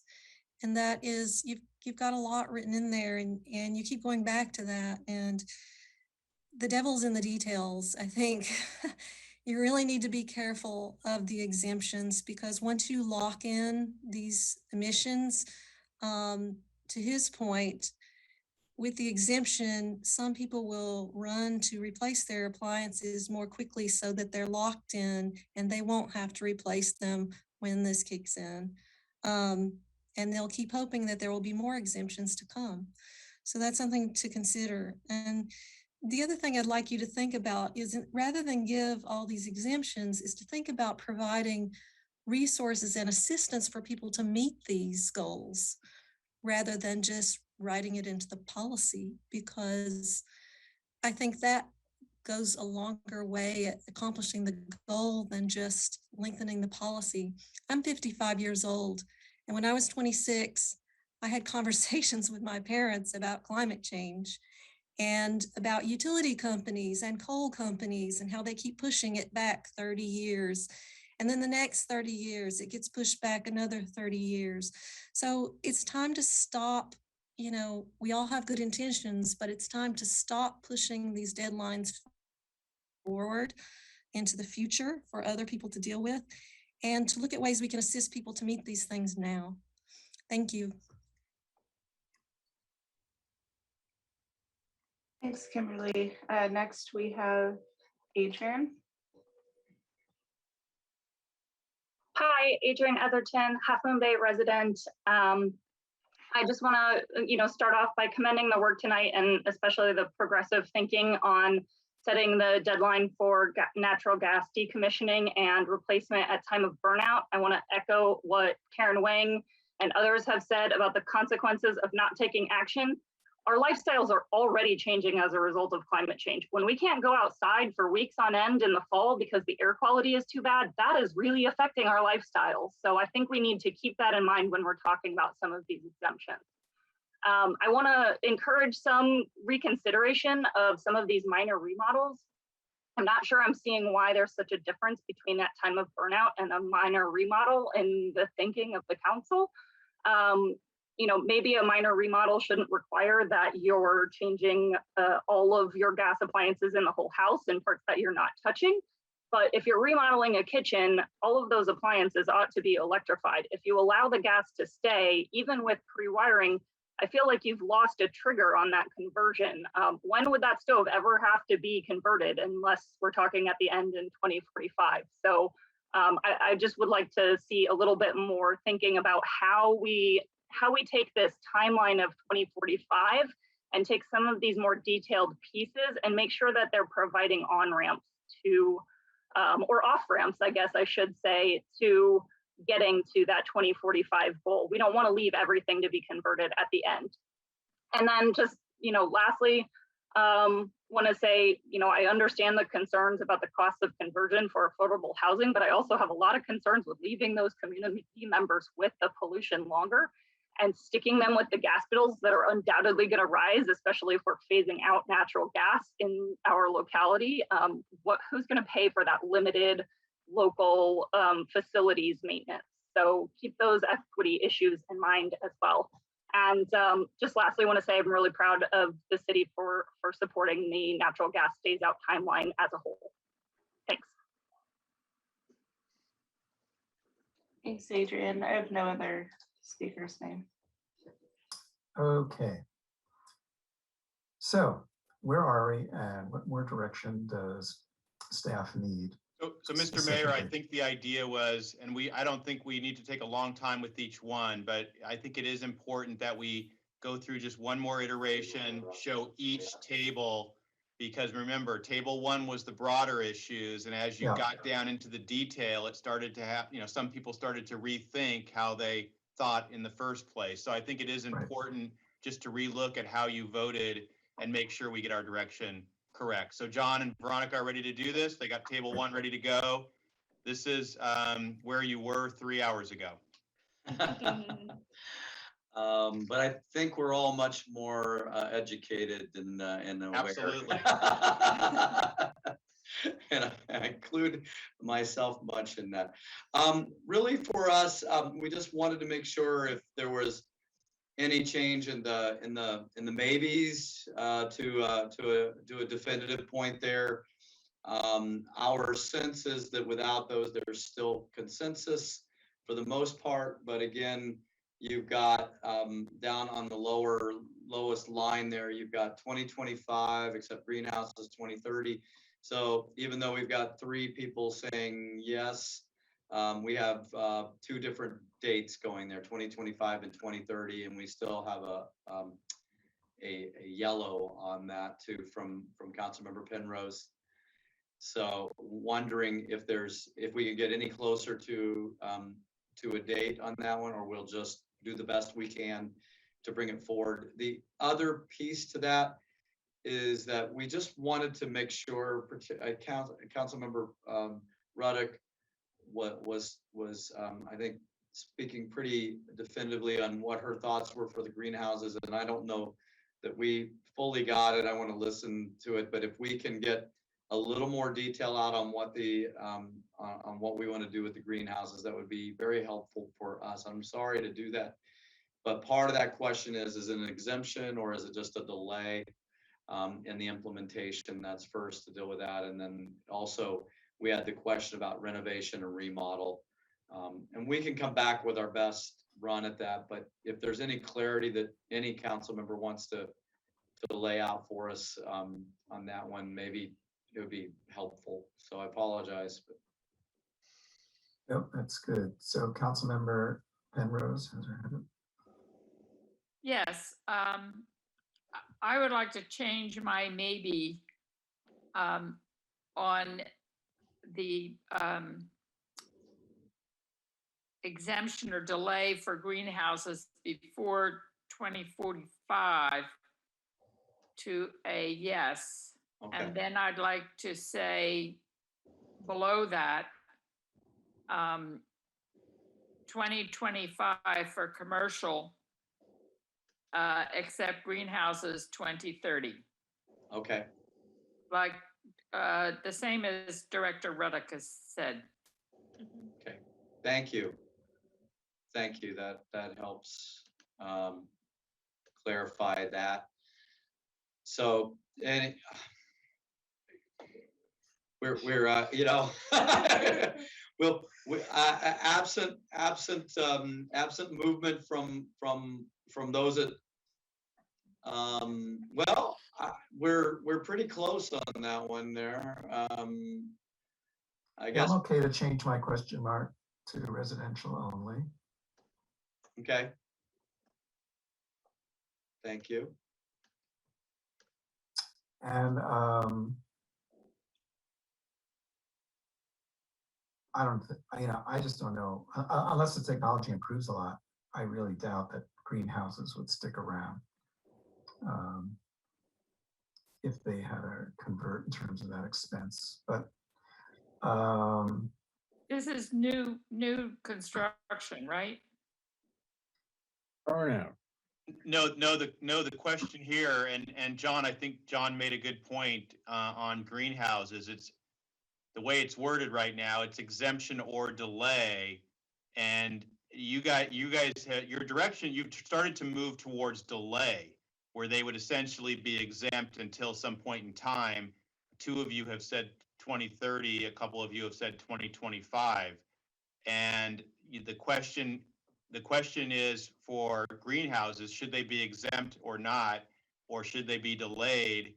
And that's for the way it's worded right now, that's for replacement and any new greenhouses or additions that they would make. It's comprehensive.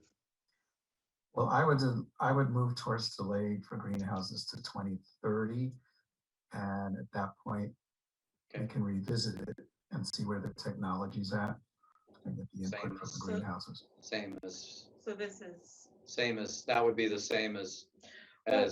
The final column here where we have the residential only and the 2025 except for greenhouses, just to clarify, that has to do with no new gas meters. So that's assuming that we have an all electric building that's going to be that someone would want to add a gas line to. So that in greenhouses in this case would assume they did not have gas, but will be adding gas. But which is fine. So let me clarify, just say what I've heard from three of you fully is that with regard to the exemption or delay, what I've heard is a delay for implementation on greenhouses to 2030, existing or otherwise. Overall, just electrification in general. So let's just separate out the gas. Not talking about that, is just back to the bubble down there. What I'm hearing from the council is is delay to 2030 for greenhouses. You can put me in that column too. Okay, All right. that will help us, and we'll go from there, and we'll deal with the renovation remodels a little bit with that too as we move along. But okay, that's very helpful. Okay, are we good with table 1? Yeah, let's move on to table 2. Everybody's concurrent. All right, let's go to Council, table. Yeah. Councilmember Jimenez had question marks. I thought. I think we were just calling these out again. It was the first iteration, and when we voted, there wasn't a lot of chance for deliberation at that point. So when we came back through this second time, we just wanted to highlight them. Now's the time to make any final comments about, the difference here. Clearly, 4 of you are in one direction, but we just wanted to, give a second chance to see if there was any change or either way. That was the idea there, to just highlight and put a question mark there. Was there anything else that needed to be said? Right. Okay. So, Councilmember Jimenez, did you need or want to add anything here at this point, or? No, I'm still there. Okay. Okay. All right. So this is where commercial comes in, and Councilmember Ruddick was in the maybe. What happened there? With the question, we put the question mark because again we wanted to come back to and visit that one, and then Councilmember Jimenez, which I think again is consistent with the concerns raised in table 4 as well with the existing commercial. So we just wanted to try to figure out whether there'd been any change of mind with regard to the commercial tenant improvements side of major remodels. And John, do we want something definitive on 750 square feet versus 500? We or do. You feel you got it? Sorry, I skipped up there is the square footage question. We obviously have a mixed questions there. Although 750 is out there, and I don't know that Councilmember Rarbach weighed in on the square footage. I would say 500 at this point. Okay. And so anybody want to change and go to the 500 or the 750 enough of with 3 a consensus, or deal with it? But here's the problem there too, is we have 2 on pre-wire at 750.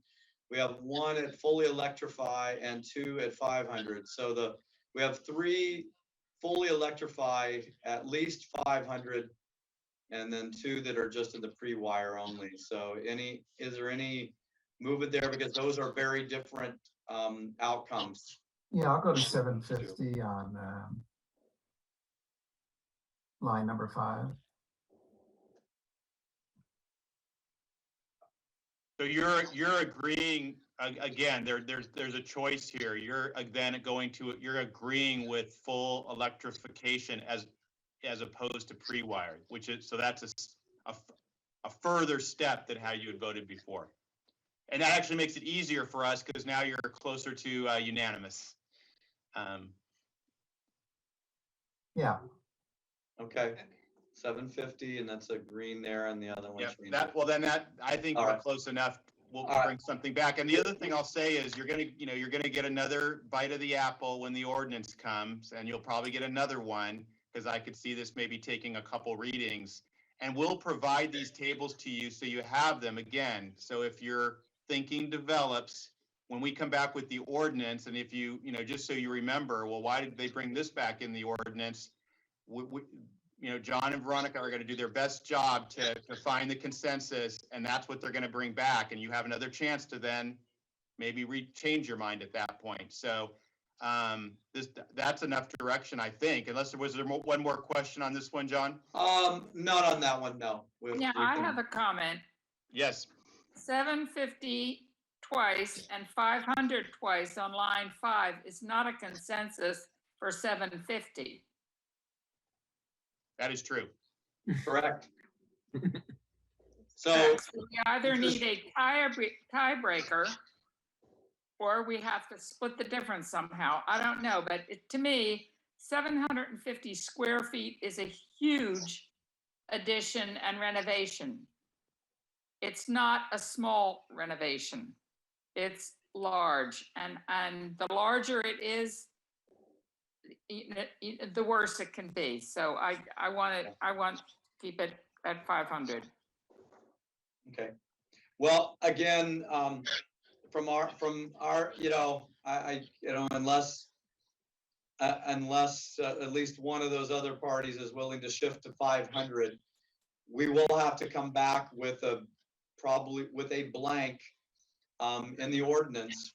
And we will, my guess is that we will not actually be looking necessarily for introduction that night, but we will bring back an ordinance with some blanks, and we'll have this conversation in the context of an ordinance discussion rather than necessarily a study session, where hopefully we've have a coming in the mind. Now, what we can do is come up with perhaps a better point in that, and understanding what 500 versus the 750 does, what our history is, what it looks like, and we can maybe come to that point and help you bring consensus at that time. Exactly. We'll try to bring back some better examples of the differences. Yeah. Yeah, I think that's really important. I may well, change my mind to 500. Although what I know about room sizes makes me think that that's a little bit of a low trigger, but if you can provide more information, I may well change my mind to 500. I just need to understand the metrics better. Yep. Fair enough. And I would consider 500 for commercial, but 750 for residential. Can I do that? You're the mayor. That's another option. So we'll bring it back in a way that you can address this once again when you get the ordinance. Yep. Okay. So then I guess with the new tenant improvements, we had a maybe, and we had a no. I guess the question we have, is there a difference in position at this point, or are those still remain? Move me into green. Okay. And we'll call that consensus then. As close as consensus comes at this point. And then down below, the timing of when those would be effective. Again, we have a little bit of variance in dates, times, and those are pretty disparate: 2023, 2025, 2030. And that's that does, I mean, again, we can come back but yeah, one could make an argument for any one of those. So I guess one last chance to try to find consensus on a date. I'm willing to move to 2025. Okay, thank you. I'm willing to move to 2023. Actually, no, I'll stay with 2025. Did you say 2025 or 2025? No, stay where that is. For wise guy. And residential was immediately, right? That's still consistent, Councilmember Ruddock, and for Harvey, Councilmember Rarback as well. Yeah. Okay, no changes there. Okay, that gets us closer. I think that's as close as we're going to get tonight. Table 3. We've pretty much covered these, although again, we have a bit of a disparate on that. 2027 is the prevailing, so that's where we'll probably land on it and come back, and then we can reevaluate if there's a desire to rethink that date. Okay. Yeah, you so I'm go- gonna can you change go my back? interest Okay. in minor remodels, yeah. Wait, sorry, Councilman. Yeah, I want to join Harvey and Green on minor remodels. Okay. Okay, So that means her vote on pre-wire, we go to red, right? Yeah, okay. yeah. Gotcha. And what I will say is this, with the minor remodels, you know, we'll take a, you know, we'll take another look, you Yeah. know, another look at it and see if there's something better, a better way to deal with that issue, but we. Yeah, we you know, will happy try. again to revisit my vote, but I would like Okay. more context. We'll see if there's an answer there. Okay, and table 4? That was a little bit of variance down there in the in both the green timings. Although 2025 is 3 there on the all. So unless we hear otherwise, we'll consider that the place to start with, and we can always come back and revisit. This is the one down below on the exemptions, is probably the more challenging one, because we got 2 and 1 on dates out there. Could go for the So those would be- 2027s to be a tiebreak, 2027s. We did on those and others. Councilmember Penrose had sort of been on a Yeah. question on the 2030s, so we didn't want to, we wanted to confirm whether that was the Councilmember date. Penrose? Yeah, my question, my issue was maybe 2025. Yeah, I'm sticking with 2025. Okay, so what I'm hearing is that you're still pondering that, you still have a question mark. We will probably come back at 2025 with the ordinance and highlight those areas where we really should come back based on the table where there was an absolute consensus on these issues, and deal with that, as Bob said. And let me just make a point here and I think Councilmember Rarbeck previously made this point, and so did John. So if you stick with 2025 for the exemption for commercial kitchens, it actually makes the point moot, because Yes. you've already said burnout for everything would be 2025. So in essence, you're not giving an exemption to commercial kitchens. They just fall in the same category of burnout at 2025. So the two have come together. Right. Yeah. Okay. All right. All right. I feel like we've taken this as far as we can. We really appreciate the time, the community, your interest, willingness to listen. I want to give credit to Bob because it's due. He was the one who suggested the decision table process. So I think this was the only way that we could get to the decision making we did tonight. I know it at the time seemed a little tedious, but thank you for the time. This will allow Veronica and I the chance to come back and put something out there that And Catherine.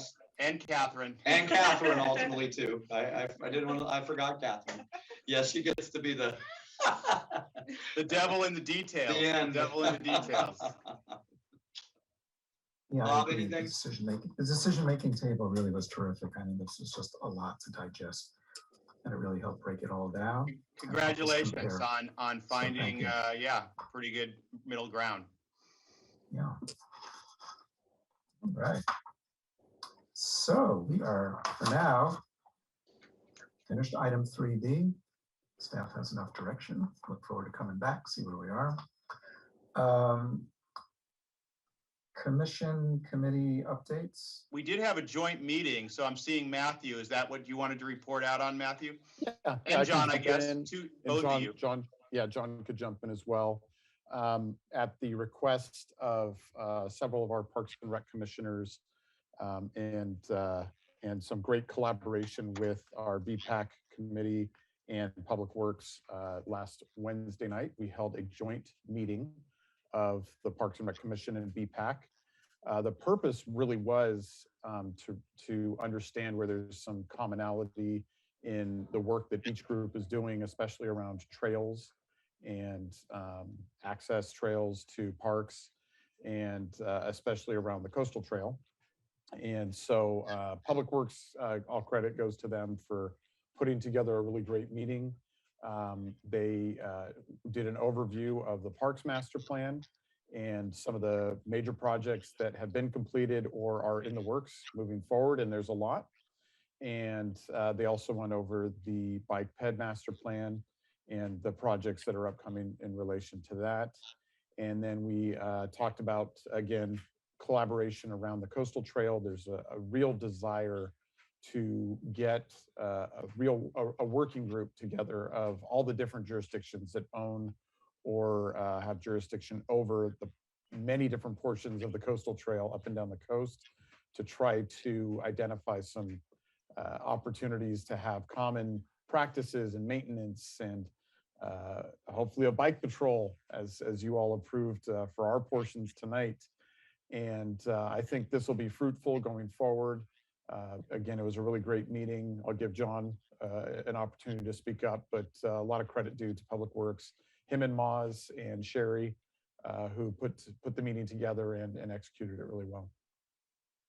Thanks, and I don't have a lot to add. I will say we did do a mini community outreach and process with the Smithfield, and had a good conversation around the potential and the future of Smithfield.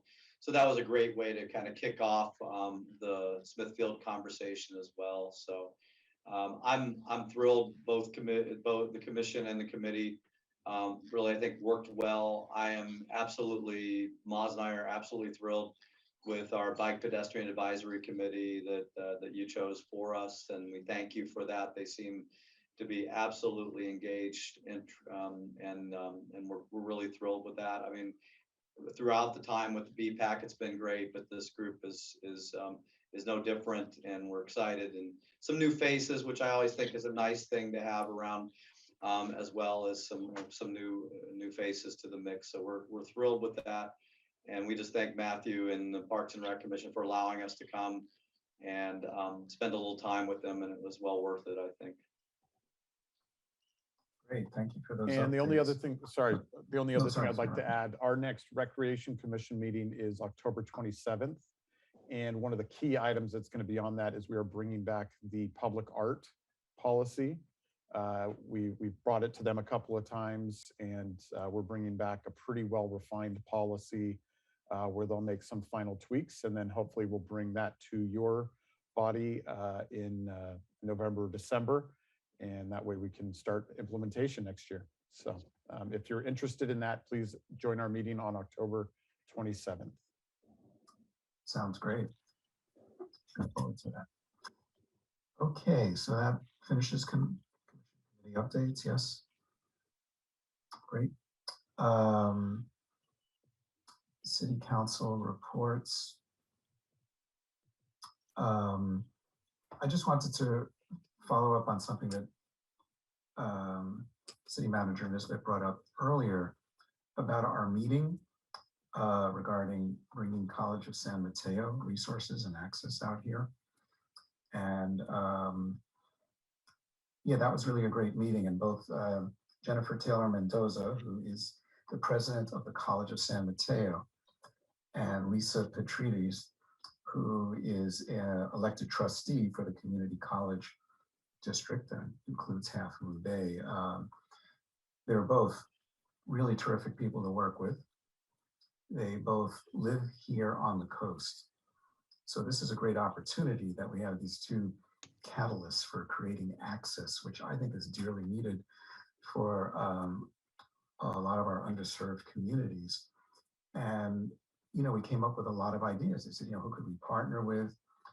We brought up Youth Leadership Institute. We brought up ALICE. We brought up a lot of,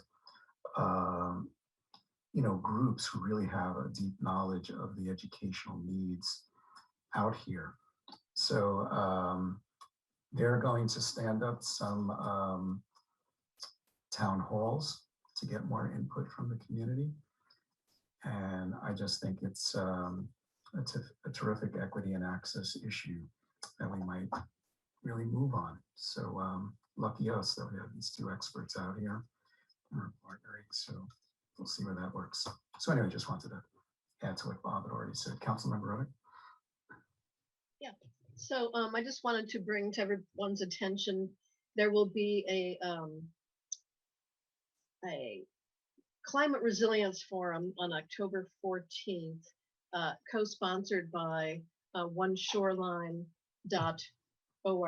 which is the San Mateo County Flood and Sea Level Rise Resiliency District that I sit on.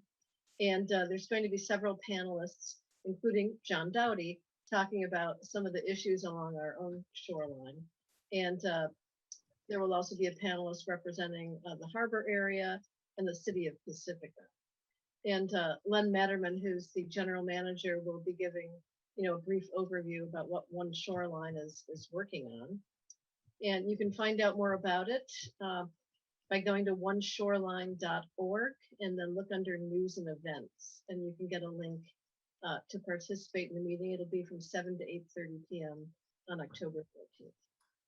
And we had the opportunity to hear Len speak at the Council of Cities meeting that we hosted here in Half Moon Bay, and he really is an incredible, not just speaker, but activist, and what he accomplishes is almost really beyond belief on minuscule budgets.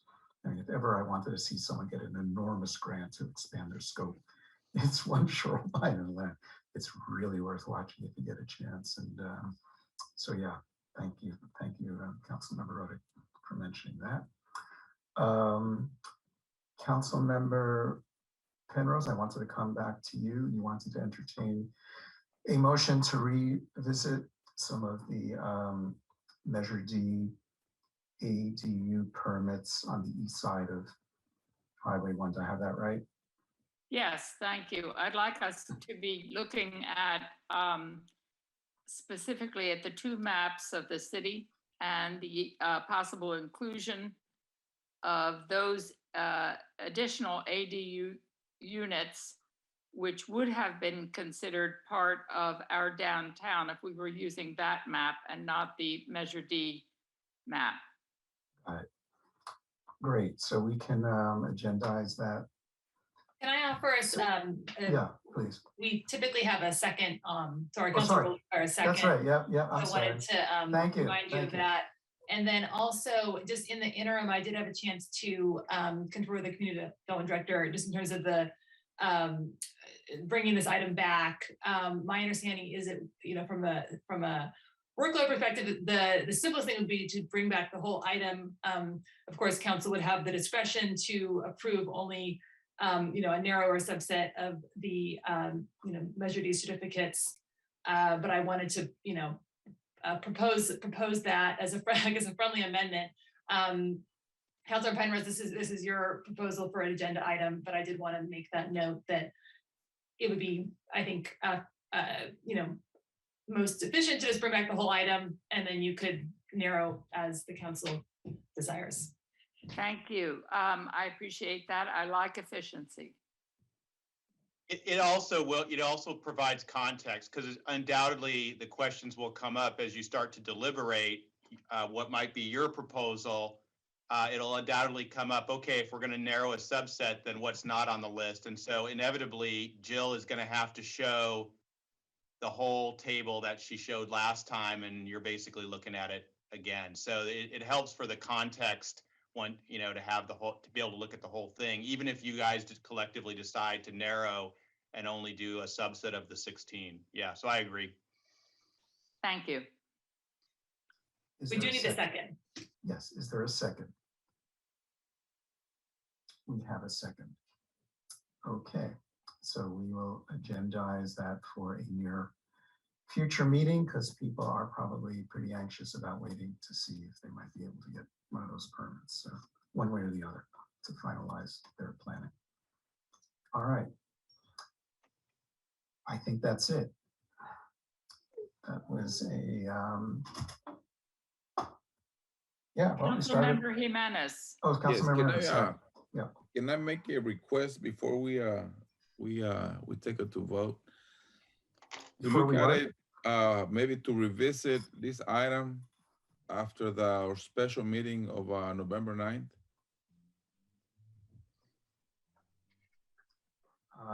to revisit this item, after the November 9th? That's pretty late in the game. People are ready to go. Yeah, that's what I'm thinking. Yeah, but I think, it'd be good to have our special meeting on November 9th, and then from them, might help us make a better decision of what is going on in relation to housing. I think that's Unless you want to move the November 9th meeting sooner.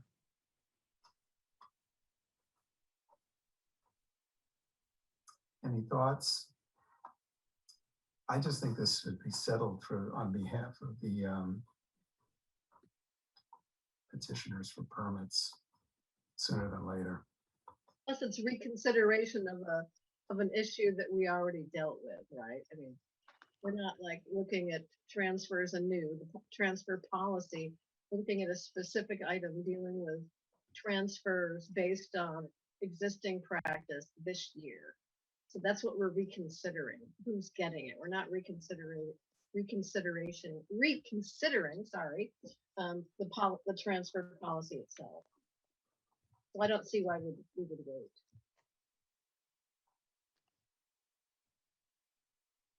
Yeah, I would rather get that settled out for the folks who have put a lot of, having to make their decisions about moving forward or not. And again, it'll be a narrowed down. We're not uniformly granting all these permits. It's going to be a narrower slice of that, is my understanding. Any other thoughts? All right. So I think we have a decision. So is that concurrence that we bring it back on November 2nd then? Yes. Yes. Any other? Yes. All right. Okay. Thanks, everybody. I think we are now adjourned. Thanks for a good 4.5 hours. Hard work. Thank you. Thank you, staff, for all your hard work in getting this ready for tonight. Thank you. Thank you. Thank you, staff. That was a very well done meeting. It helped us a lot. Thank you. Yes, You guys you did a did. great job. Congratulations. Thank you. Thanks, We're everybody. on our way. We're on our way to a very forward-looking ordinance, I believe. Everybody, good night. Good night. Good night.